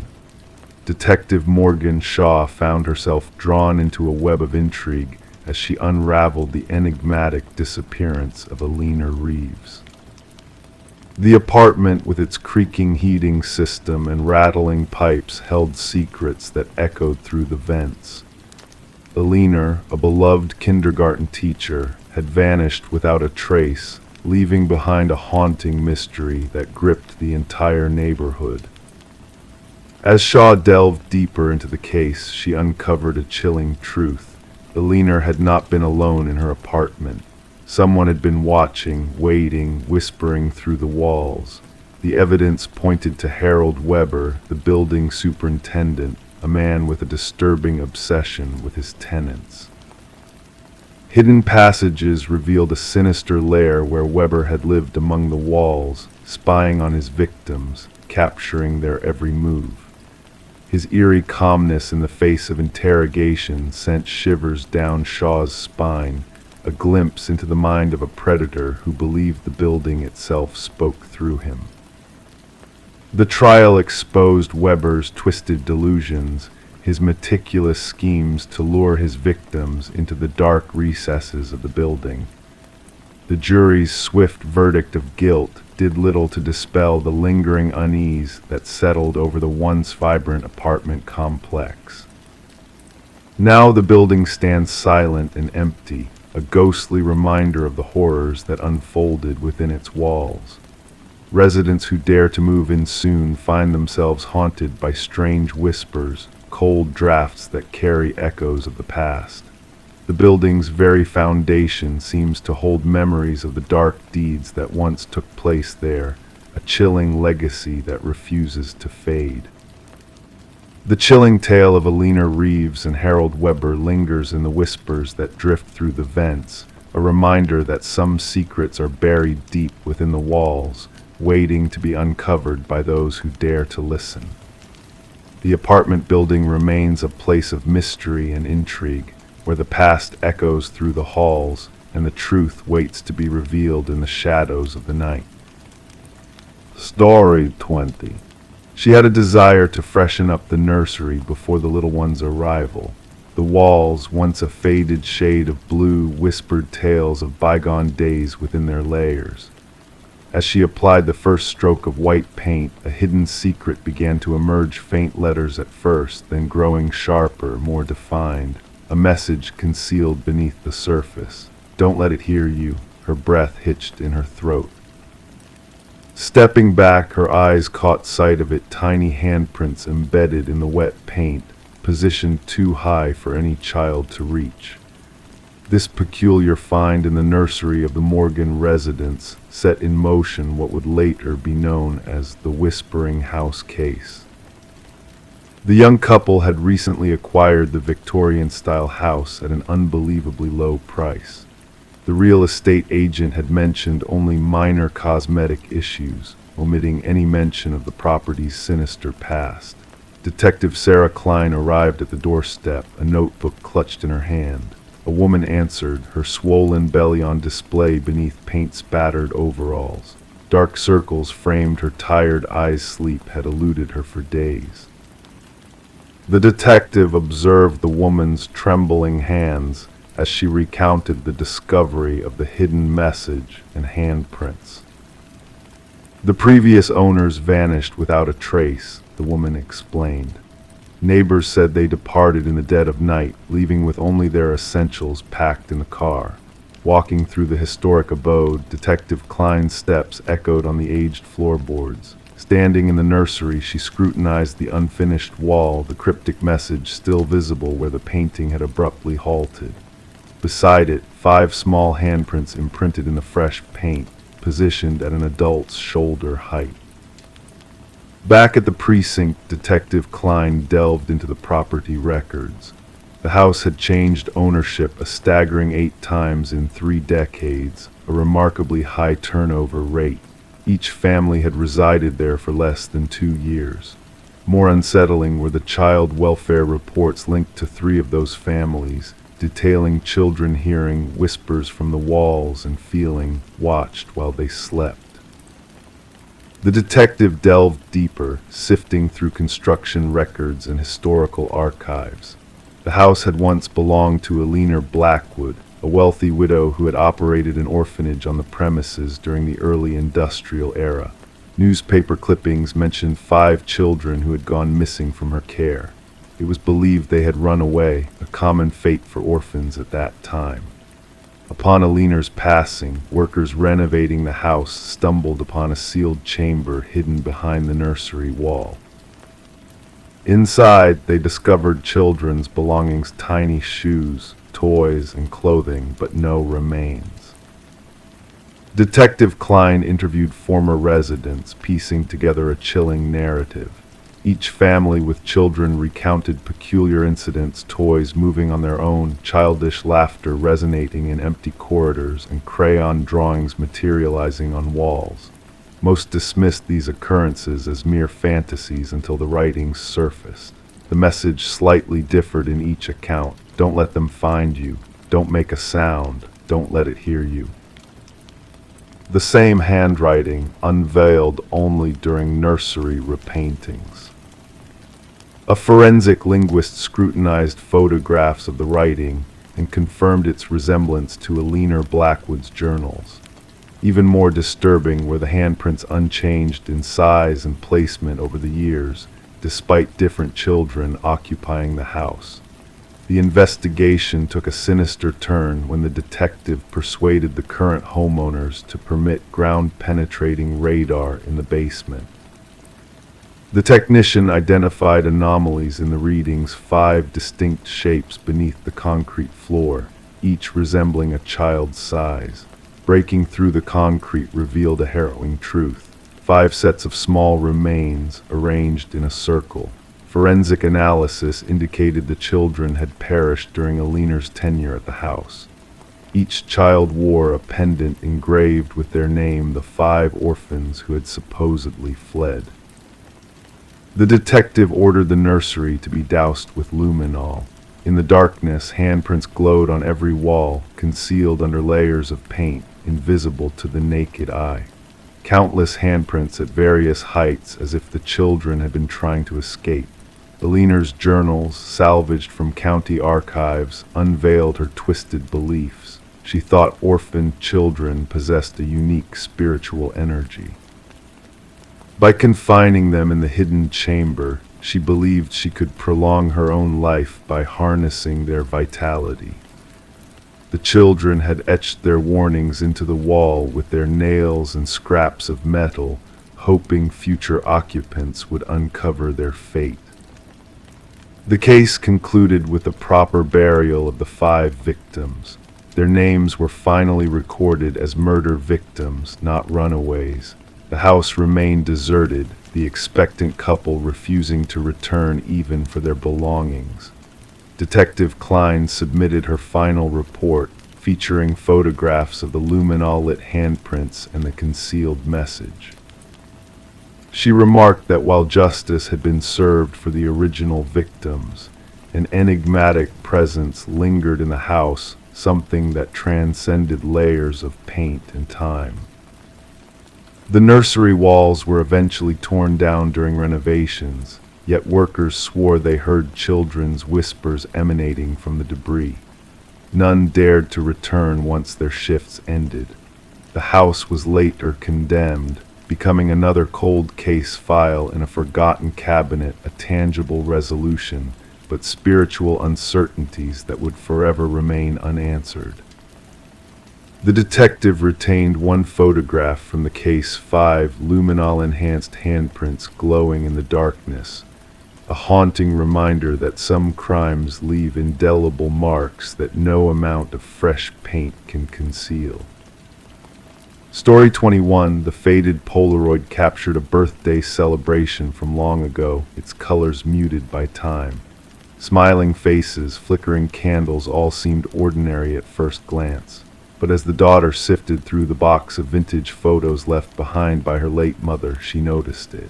A presence lurking in the background, just beyond the group. A man shrouded in darkness, standing on the fringes of the candlelight. He did not belong to the family pictured. No one recalled his presence. Yet with each passing photo, he drew nearer. Sarah Winters stumbled upon the collection while clearing out her mother's attic after the funeral.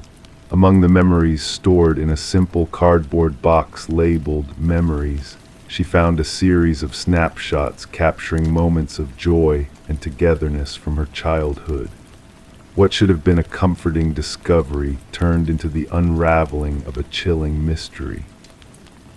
In the initial photograph, the figure was barely discernible, a shadowy silhouette lingering at the periphery of her 7th birthday party. By the following snapshot, he had crept indoors, and in the third photo, he loomed behind her uncle, unnoticed by all in the frame. Disturbed, Sarah reached out to her father, her voice quivering as she described the unsettling revelation. "Dad, who is this man in the background of all these pictures?" she inquired. A moment of silence passed before her father responded with a sharp intake of breath. "What man? There shouldn't be anyone besides family," he insisted. Seeking answers, Sarah captured digital images of the Polaroids and shared them with her father. His subsequent call revealed a deep unease in his tone. "We would have noticed a stranger," he muttered, disbelief lacing his words. Detective Marcus Reed attentively listened as Sarah laid out the photographs before him at the precinct, the patter of rain against the windows providing a soothing backdrop. Shadows danced across the evidence on his desk as his experienced gaze scanned each image methodically. "No one recognized this individual?" he inquired, his voice a blend of neutrality and intrigue.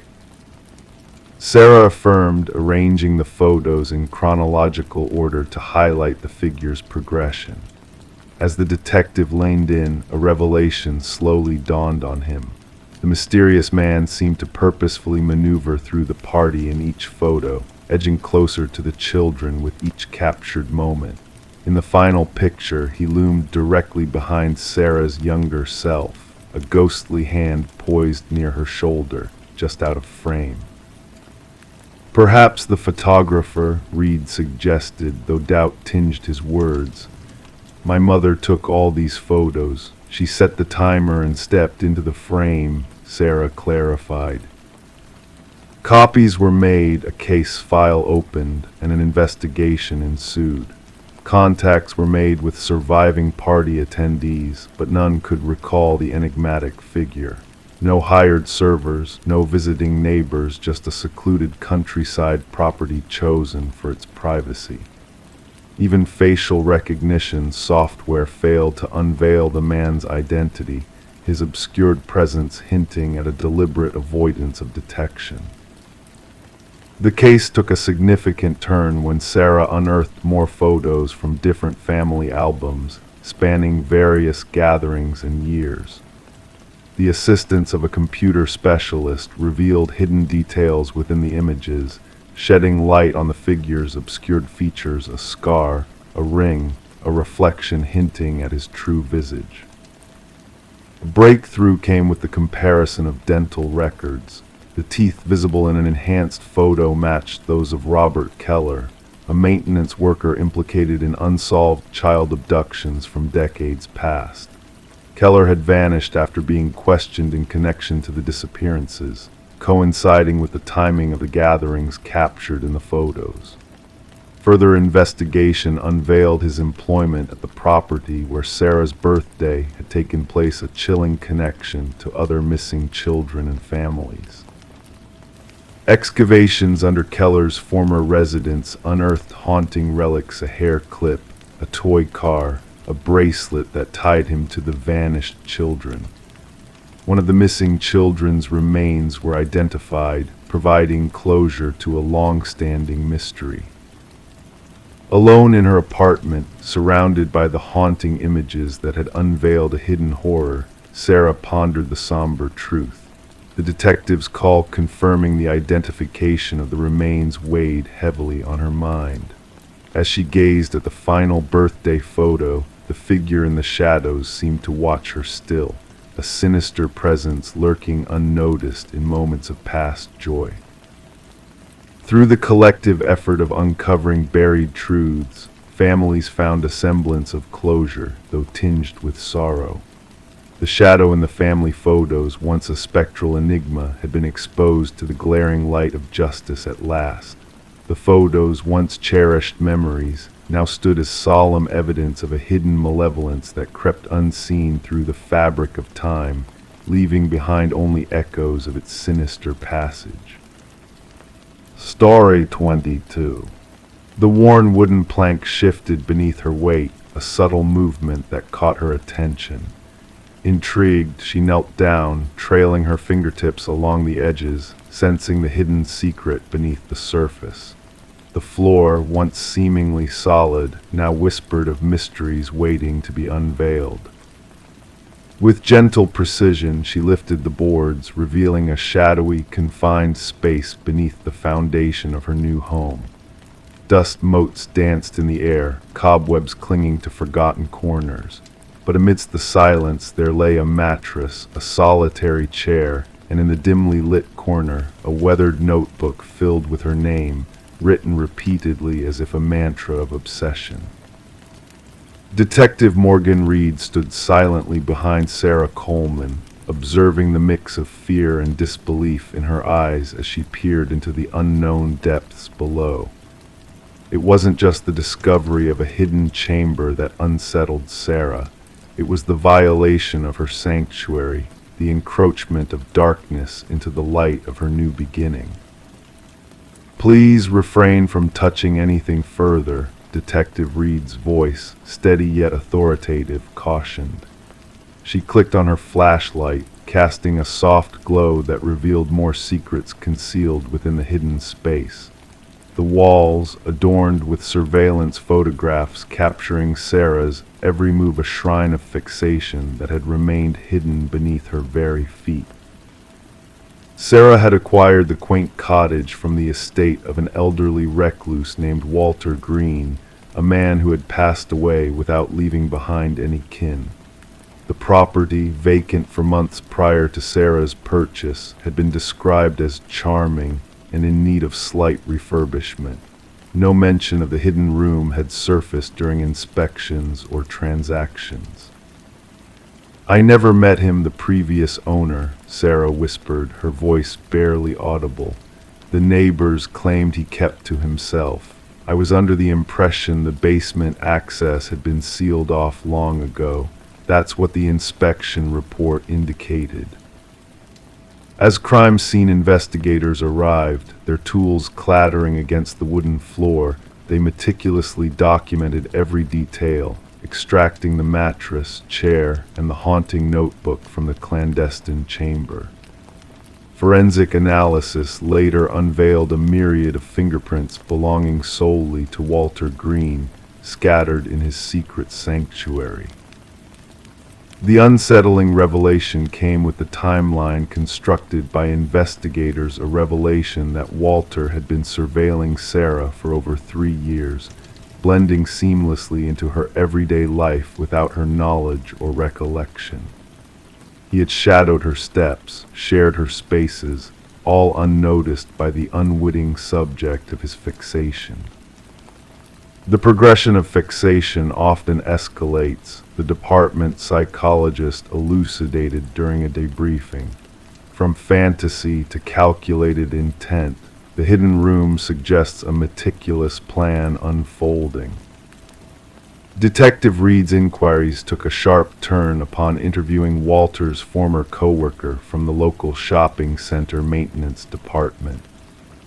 An air of discomfort surrounded the man as he nervously fiddled with his wedding band, revealing snippets of Walter's musings about Sarah, his belief that she held a resemblance to someone significant.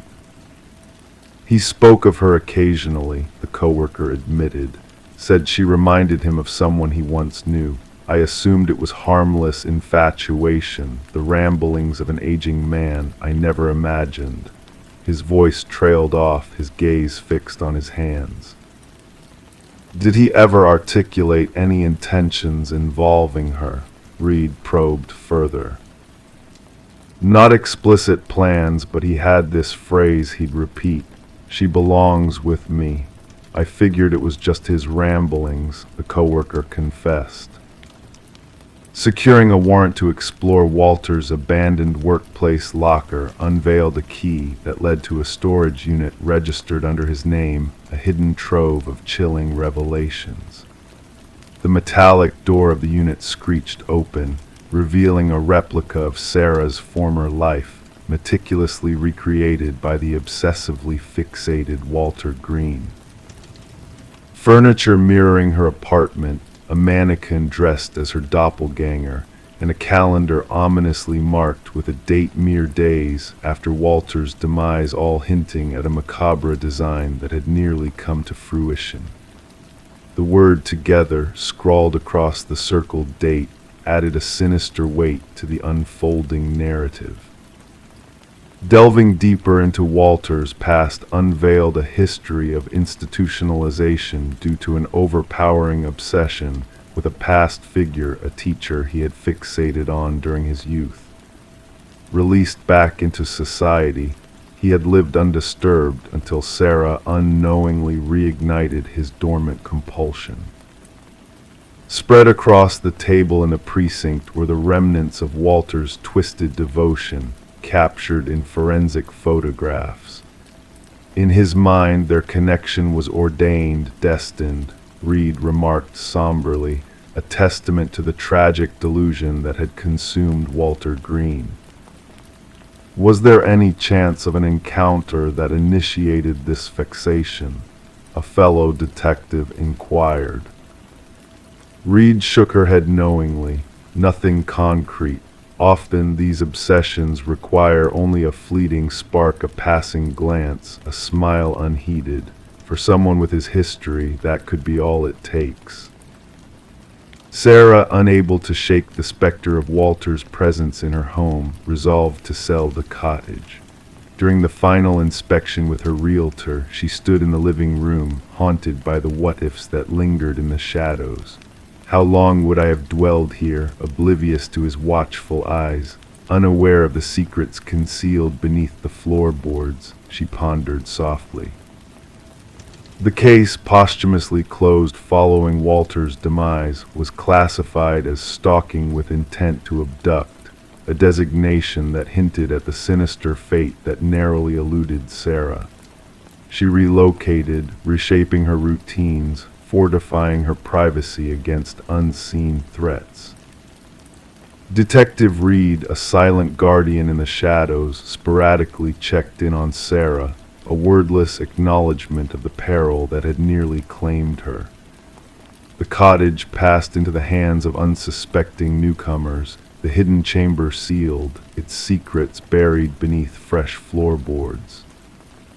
Life carried on, oblivious to the darkness that once lurked below.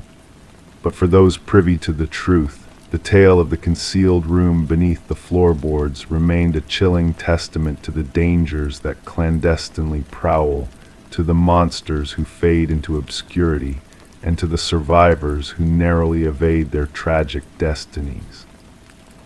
Story 23. The aged envelope, its corners tinged with yellow, bore a fresh stamp, as if it had just embarked on a journey through time. With cautious hands, the detective unfurled its contents. Within lay a solitary sheet of paper, its message typed in a frenzied, uneven script. "I am sorry for what I did." The paper exuded a faint dampness, with a lingering scent of iron that clung to the air.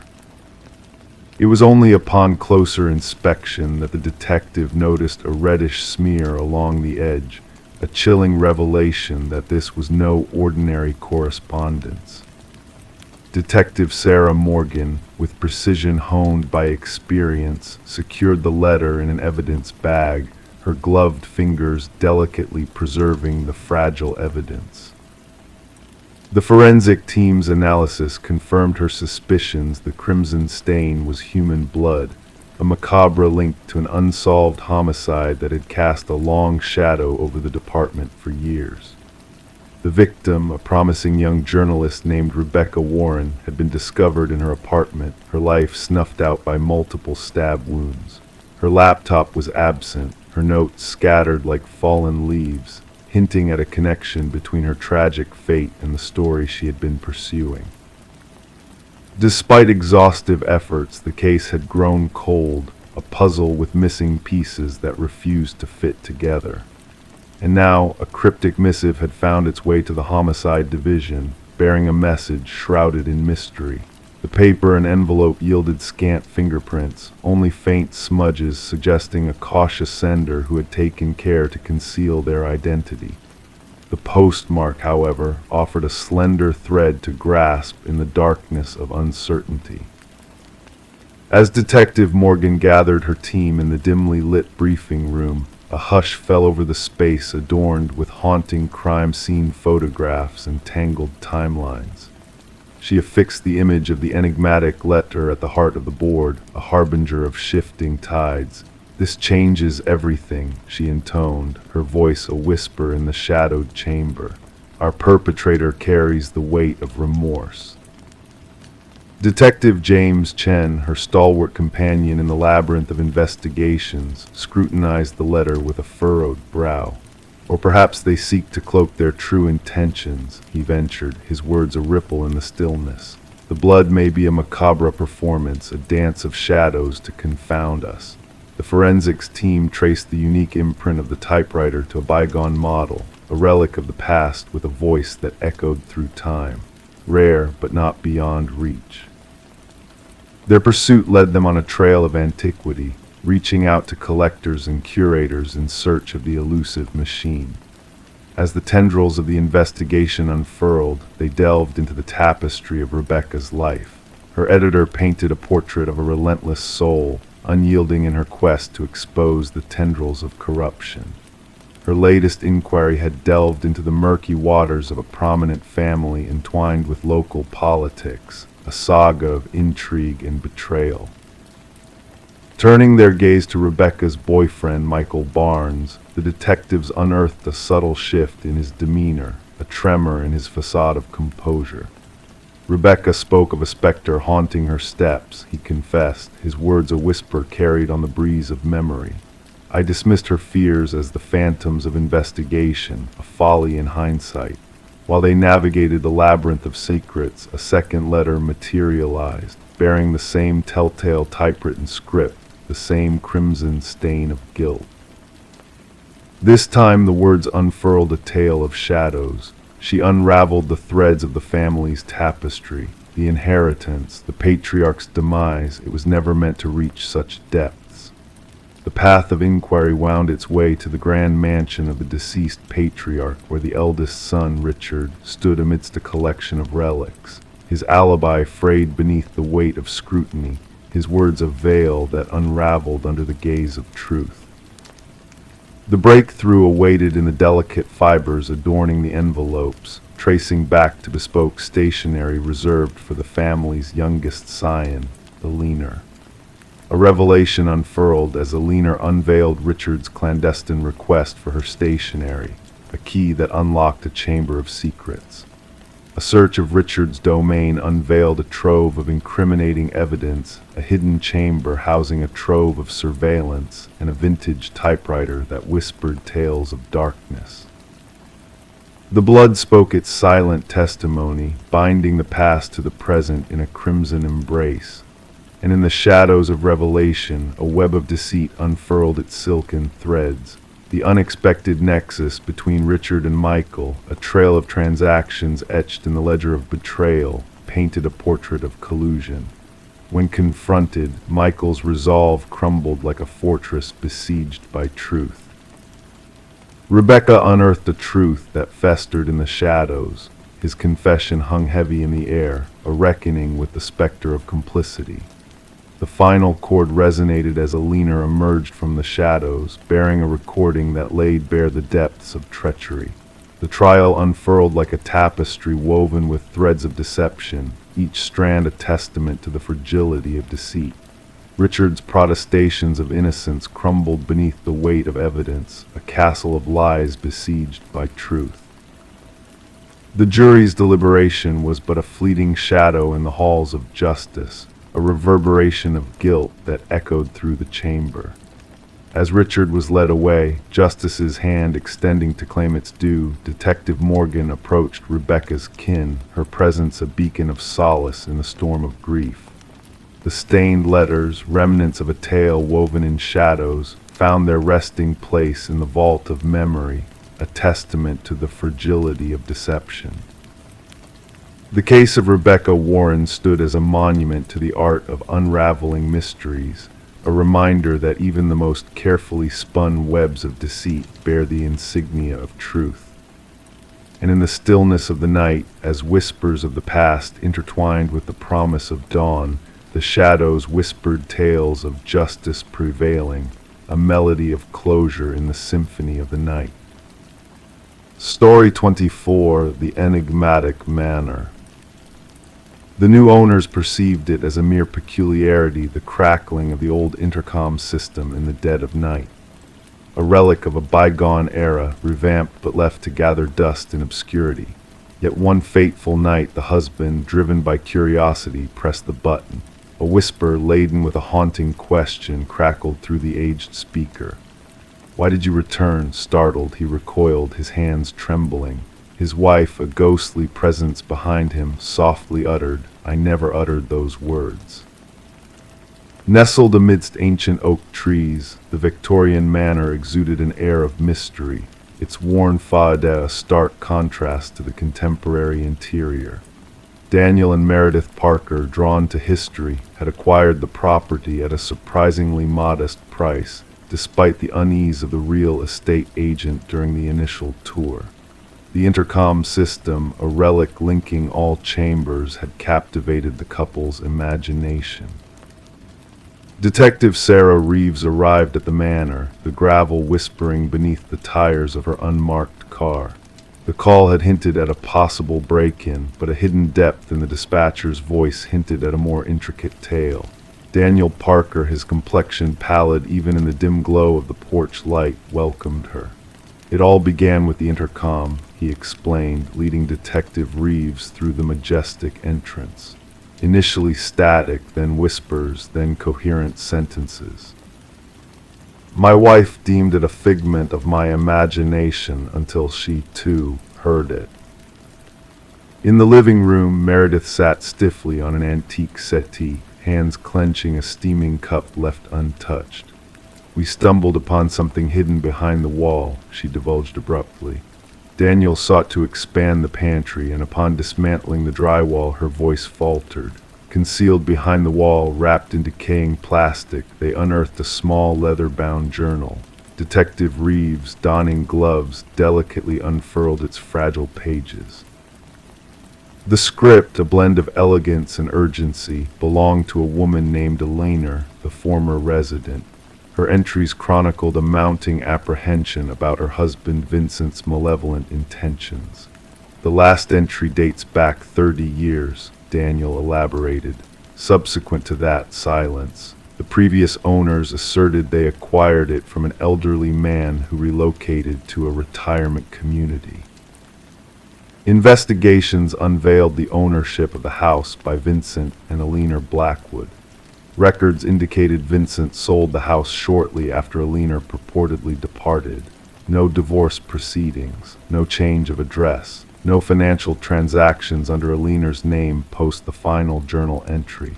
Detective Reeves orchestrated a meticulous examination of the premises. Ground-penetrating radar unveiled irregularities beneath the garden shed's concrete foundation. As the investigators breached the aged concrete, the truth materialized in the form of human remains. Forensic scrutiny confirmed the skeleton as a woman in her 40s, bearing signs of blunt force trauma to the skull. A gold wedding band engraved with "To Elena, my eternal love," was among the remains. The case against Vincent Blackwood rapidly solidified. Aged and residing in a care facility, he comprehended the accusations leveled against him. His response, when confronted with the evidence, sent shivers down the detective's spine. "She wouldn't cease her prattle," Vincent disclosed, his voice chillingly serene. "Persistently chattering through that infernal intercom, monitoring me, interrogating me. I disconnected it, yet she reconnected it herself. Claimed she wished to always reach me, regardless of my location in the house. His gaze wandered vacant. I merely craved tranquility. During his confession, Vincent unveiled the meticulous fabrication of Aliner's abandonment, even dispatching postcards to neighbors from various locales, penned in forged penmanship. He dwelt in the house for years subsequently, treading daily over the concrete concealing his buried wife. The trial concluded swiftly, with Vincent admitting guilt to murder. The presiding judge acknowledged the premeditated nature of the deed and the decades of deceit that ensued. Daniel and Meredith eventually relinquished the house, unable to endure its grim past. Prior to their departure, they held a commemoration for Aliner in the restored garden. The subsequent owners opted to remove the intercom system during renovations. Workers recounted hearing static and whispers during the removal, attributing it to interference from their tools. Detective Reeves revisited the Blackwood case file before its archival. As she sealed the manila folder, she pondered on how the house seemed to transcend time to unveil its enigma. Justice had finally caught up with Vincent Blackwood, courtesy of Aliner finding a means to make her voice heard.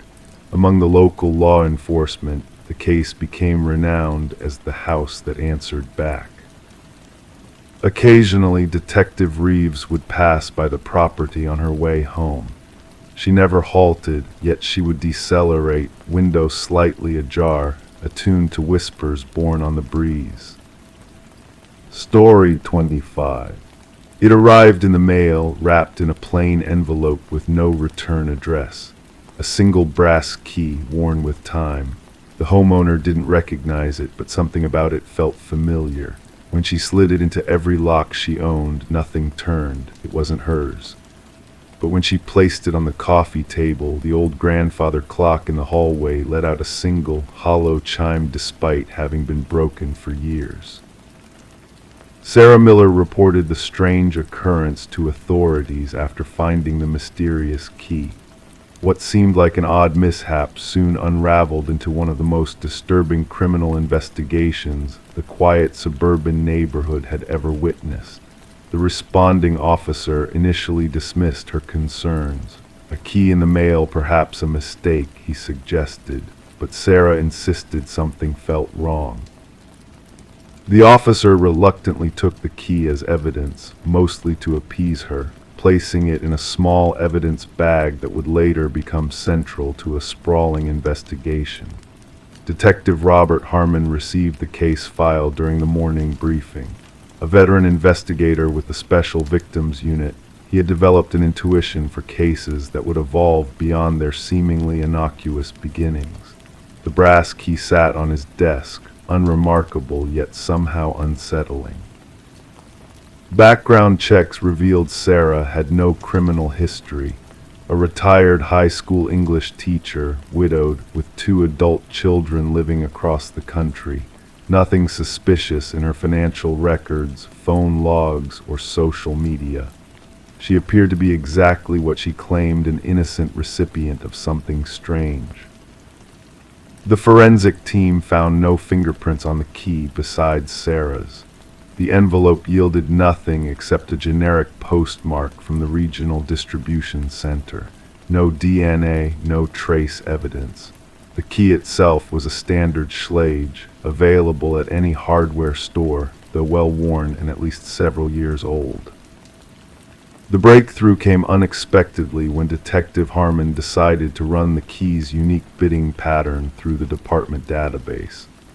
A cold case from 7 years prior had documented an identical key pattern belonging to a storage unit where investigators had found blood-stained carpet, cutting tools, and photographs of unidentified women.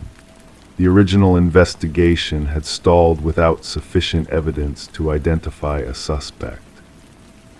Harmon pulled the dusty case files. The detective who had worked the case had since retired. The storage unit had been rented under a false identity, paid in cash. Surveillance footage had long been overwritten. The evidence collected had yielded partial DNA samples, but no matches in any criminal database. The photographs recovered from the storage unit showed 5 different women, all appearing unconscious. Only 3 had been identified during the original investigation, all reported missing, but never found. Their cases remained open, classified as suspected homicides without bodies. Sarah Miller recognized none of the women when shown the photographs. She grew increasingly anxious as the investigation proceeded, installing new locks and a security system in her home. The question lingered: why had someone sent her this key? Harmon ordered a fresh analysis of the original evidence using newer techniques. The partial DNA sample was expanded and run through genealogical databases. This yielded a distant familial match, a second cousin twice removed from the suspect. Working backward through family trees, investigators narrowed their focus to Harold Jenkins, who had lived 2 streets away from Sarah Miller until moving away approximately 6 years ago. His current whereabouts were unknown. Further investigation revealed Jenkins had been a substitute teacher at the same school where Sarah taught, though they had minimal documented interaction. His employment records showed scattered work history, long unexplained gaps, and frequent relocations. His former residence yielded nothing unusual upon inspection. Neighbors described him as quiet, unremarkable, someone who kept to himself, the common refrain that often follows revelations about predators hiding in plain sight. The big question remained unanswered: why send the key now? Why to Sarah Miller? Harmon theorized it might be a trophy, a warning, or perhaps a macabre invitation. The search for Jenkins intensified. His driver's license hadn't been renewed, no credit card activity, no tax returns. The digital breadcrumbs people typically leave behind were conspicuously absent, suggesting an intentional effort to remain untraceable. The true horror of the case emerged when authorities investigated a small cabin registered to Jenkins' deceased mother. Beneath the weathered wooden floorboards, investigators discovered a concealed room accessible only through a trapdoor. Inside, meticulously organized shelves held dozens of identical brass keys, each with a name and date engraved on a small attached tag. 5 keys corresponded to the women from the photographs. The remaining keys, 27 in total, presented a horrifying implication of additional victims previously unknown to authorities. Buried behind the cabin, forensic teams recovered human remains. The excavation continued for weeks as investigators unearthed multiple bodies in varying states of decomposition.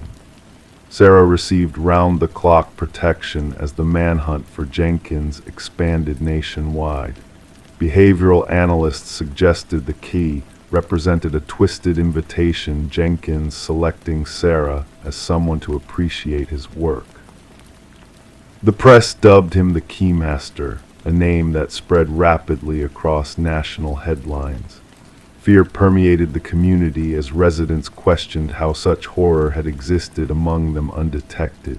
Detection dogs tracked a scent from the cabin into the surrounding wilderness. Search teams combed dense forest areas. Thermal imaging drones scanned terrain too dangerous for ground teams. The manhunt became one of the largest in regional history. A wildlife photographer hiking in remote woods captured an image of someone matching Jenkins' description. The grainy photograph showed a bearded man with hollow eyes carrying a backpack, heading deeper into the wilderness. Authorities closed in on the area, establishing a perimeter. Tactical teams navigated difficult terrain while psychological profilers predicted Jenkins would not surrender. They anticipated he might have prepared for this contingency with hidden supplies and escape routes. The final confrontation occurred when a patrol officer encountered Jenkins attempting to cross a river. Rather than surrender, Jenkins retreated to higher ground, where he barricaded himself in an abandoned fire observation tower. Negotiators attempted communication for hours without response. When tactical teams finally breached the tower, they found Jenkins dead from a self-inflicted wound. Beside his body lay a journal containing detailed accounts of his crimes, alongside a single brass key identical to the one Sarah had received. Inside a waterproof container, investigators discovered additional evidence, including photographs, maps marking burial locations, and personal effects taken from victims, a methodically preserved record of atrocities spanning nearly a decade. The journal's final entry addressed Sarah directly. "You never noticed me, but I noticed everything about you. The key opens nothing because what I wanted to give you cannot be unlocked with metal, only with recognition. Now everyone will remember my name." The subsequent investigation identified 32 victims in total. Families who had spent years wondering about missing loved ones finally received answers, though the closure came with the unbearable weight of confirmed tragedy. Sarah never returned to her home, unable to reconcile the horror that had brushed so close to her ordinary life. The grandfather clock that had mysteriously chimed was examined and found to contain a small wireless receiver Jenkins had been watching, waiting for the moment she received his gift. The case remains one of the most disturbing examples of predatory behavior hiding beneath a veneer of normalcy. Psychological researchers continue studying Jenkins' writings, seeking insights to identify similar offenders before they act. And somewhere in an evidence locker, a collection of brass keys sits in silent testimony to lives cut short, each key opening nothing, yet unlocking a devastating truth about the darkness that sometimes hides behind unremarkable facades. Story 26. In the heart of the city, the old library stood quietly, its fate sealed by the impending demolition. The workers toiled diligently, their machinery echoing through the halls as they dismantled the structure piece by piece. But fate had a different plan in store. As the workers neared the final stages, a stumble led to a remarkable discovery, a hidden latch nestled within the depths of a dusty bookshelf. With a soft click, the latch gave way, revealing a secret passage veiled from the world for decades. The workers gathered around, their curiosity piqued as the bookshelf swung open, unveiling a narrow corridor that beckoned them into the unknown. The air within the hidden room hung heavy, untouched by time, a silent witness to the mysteries that lay hidden within. No furniture adorned the room, save for a solitary chair bolted to the floor at its center. The workers exchanged uneasy glances as their eyes fell upon the wall, where a haunting message had been etched repeatedly. "I am still here." The foreman wasted no time and radioed for the authorities, sensing that this discovery was far from ordinary. Detective Morgan Walsh arrived at the scene, his seasoned eyes taking in the chilling sight before him. The walls bore the cryptic message, a silent plea echoing through the dimly lit chamber. Walsh commanded the officers to secure the area, his voice resounding in the confined space, shrouded in a veil of mystery and intrigue. The library's history whispered tales of the Harrington family, a name steeped in local lore and tragedy. The disappearance of their daughter, Rebecca, had cast a shadow over the family for years. She had vanished without a trace, leaving behind only unanswered questions and a void that could never be filled. As forensic experts combed through the hidden room, traces of a dark past began to emerge. Hair and fibers clung to the ancient chair, telling a silent tale of struggle and despair. The walls, etched with the words of a tortured soul, bore secrets that had long been buried beneath layers of dust and deception. Walsh delved deeper into the Harrington family's past, unraveling a web of deceit and betrayal. The timing of the library's donation after Rebecca's disappearance raised suspicions, hinting at a sinister connection that chilled him to the core. The contractor, loyal to the family patriarch Maxwell Harrington, held the key to unlocking the truth behind the hidden room.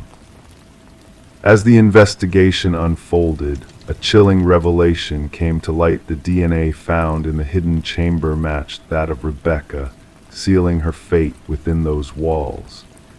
Maxwell's dark obsession with his niece unfurled in the pages of a hidden journal, painting a portrait of a man consumed by greed and fear. The truth, once obscured by shadows, now stood bare and unforgiving. Maxwell's carefully constructed facade crumbled under the weight of his guilt and shame. His confession echoed through the room, a damning testament to the horrors that had transpired within those walls. Rebecca's final resting place was unearthed, her skeletal remains a stark reminder of the tragedy that had befallen her. The courtroom bore witness to Maxwell's reckoning as justice, long delayed, finally found its mark.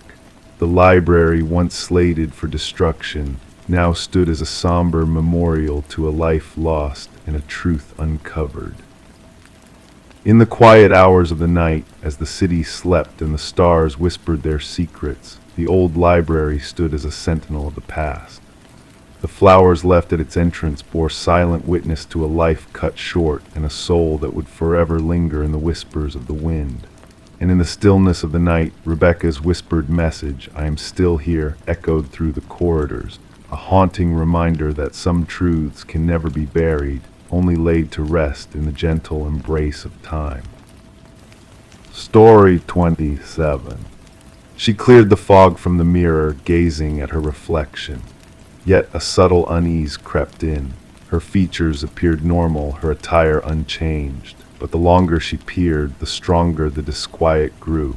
A fleeting movement in her peripheral vision, a shift that wasn't hers. And when she turned away, her reflection lingered, unmoving, observing. The enigma of Rebecca Thorne unfurled from that disconcerting moment in her bathroom. What ensued would puzzle investigators and linger in the community's psyche for years. Rebecca dwelled in solitude within a humble apartment nestled in a tranquil suburban enclave. Known to be methodical and reserved, she maintained a polite distance from others while exchanging pleasantries with neighbors. Her occupation as a data analyst for a mid-sized firm dictated a life of order and exactitude. No hint foretold that she would be thrust into one of the decade's most bewildering criminal enigmas. The initial peculiar event seemed innocuous. Trifling objects within her abode had shifted places, nothing missing, just rearranged. A coffee mug relocated to a different shelf, books shuffled, her toothbrush displaced to the opposite side of the sink. She brushed off these anomalies as fleeting lapses, attributing them to long hours spent scrutinizing spreadsheets under harsh fluorescent lights until her sight blurred. Detective Marion Shaw received the first complaint when Rebecca, after enduring weeks of disturbances, finally reached out to the authorities. The preliminary evaluation, no evident criminal activity, possibly a matter best suited for mental health professionals rather than law enforcement. Shaw cataloged the report but relegated it to the stack of non-urgent cases. There was no tangible evidence, Shaw later testified. No signs of forced entry, no missing items, just a woman sensing a disturbance in her home. The pivotal moment arrived with the bathroom mirror incident. During her subsequent interaction with the police, Rebecca vividly recounted the episode, how her reflection seemed to move independently, how an unseen gaze followed her even in solitude. This time she presented proof, footage from a security camera she had installed, aimed at her front entrance. The recording unveiled a revelation that sent shivers down even the most seasoned officers' spines. The grainy video depicted Rebecca departing for work in the morning, followed by an identical figure using a key to enter her abode 20 minutes later. Forensic analysts scrutinized the footage for signs of tampering or digital manipulation, finding none. The individual entering the apartment moved like Rebecca, dressed like her, even carrying the same distinctive leather bag she owned. However, according to time-stamped footage from her workplace security system, Rebecca had already swiped into her office building across town. "We're facing a doppelganger scenario," Detective Shaw informed her superior. "Someone who has meticulously studied Ms. Thorne and can mimic her with unsettling precision." The investigation escalated. Fingerprints throughout the apartment matched solely Rebecca's. No foreign DNA surfaced. Neighbors reported seeing nothing unusual, only Rebecca's usual comings and goings. One neighbor, Mrs. Keller, mentioned a peculiar encounter with Rebecca returning home one evening, receiving no response, a departure from the norm but not alarming. Rebecca commenced documenting the disturbances in a journal. Minor alterations within her residence multiplied. Vanishing food she had no recollection of consuming. Her computer displayed searches she hadn't initiated. Most perturbing, she stumbled upon photographs on her phone's self-portraits resembling her but taken without her memory. In some images, her countenance appeared subtly awry, the grin too broad or the gaze overly intense. "I fear I'm losing my sanity," she confided in Detective Shaw during their third meeting. "Or perhaps someone is orchestrating this delusion within me." A breakthrough emerged when investigators discerned a pattern in the security footage. The doppelganger only entered during Rebecca's absence for specific appointments, therapy sessions, yoga classes, Sunday morning grocery runs, prearranged activities with foreseeable durations. "Someone is intimately acquainted with your routine," Shaw elucidated. "This isn't happenstance, it's a targeted surveillance and infiltration." A forensic psychologist proposed a fixation hypothesis, a person fixated on becoming Rebecca, inhabiting her life, potentially aiming to supplant her entirely. Such occurrences, though rare, found mention in psychological literature. The perpetrator typically underwent a psychological fracture, fixating on a victim embodying attributes they coveted: stability, beauty, success, normalcy. The inquiry narrowed following Rebecca's mention of a former colleague, Lily Winters, dismissed due to escalating erratic behavior. Lily had closely collaborated with Rebecca, often remarking on their shared similarities.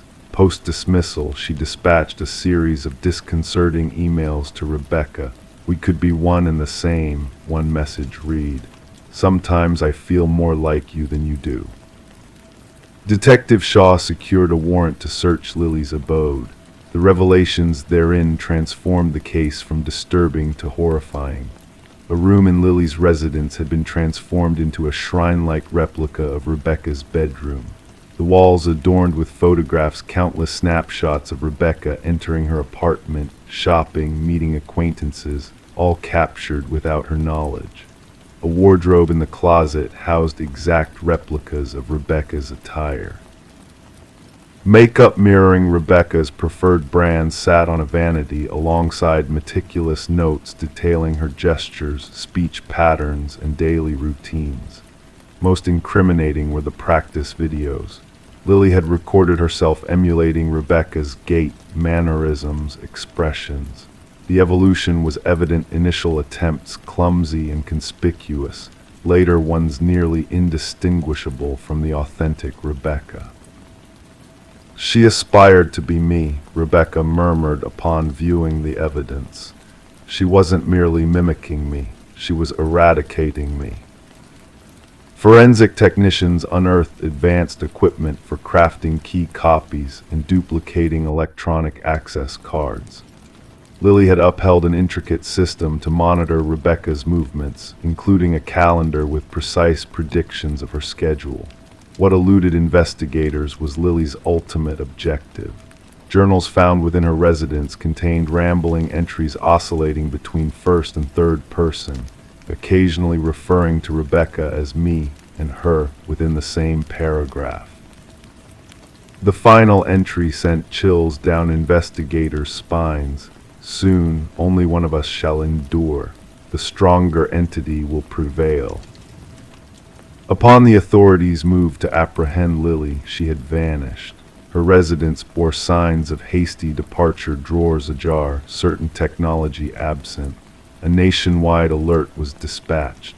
Rebecca entered protective custody, relocated to a secure site under continuous surveillance. For 3 weeks, authorities monitored every locale linked to her prior life. Lily never materialized. The case took a disquieting twist when a security guard at Rebecca's former workplace reported an anomaly. Rebecca had been sighted entering the building despite being on leave. Security footage corroborated the observation. A figure identical to Rebecca accessed the premises using a valid ID card, proceeded to her former workstation, and delved into her files for 40 minutes before exiting. Meanwhile, Rebecca, concealed in a safe-guarded refuge, couldn't have been present at the office. The implications crystallized. Lily hadn't absconded, she had made her move. She now inhabited Rebecca's existence, assuming her identity while the authentic Rebecca remained concealed. The case remains unresolved. Lily Winters remains at large. Rebecca Thorne abstained from her past life, establishing a fresh identity in an undisclosed location. Detective Shaw preserves a photograph on her desk, 2 strikingly similar women. One is Rebecca Thorne, the other is Lily Winters. Occasionally, she scrutinizes their countenances, seeking disparities, the cues distinguishing one from the other. The most petrifying aspect, Shaw imparts to new recruits on the force, isn't someone resembling you or sounding like you. It's the fervor with which they desire to be you, to the extent of obliterating themselves in the process. Identity surpasses mere appearance. It's the most fiercely guarded possession, and sometimes its value becomes apparent only when someone endeavors to seize it.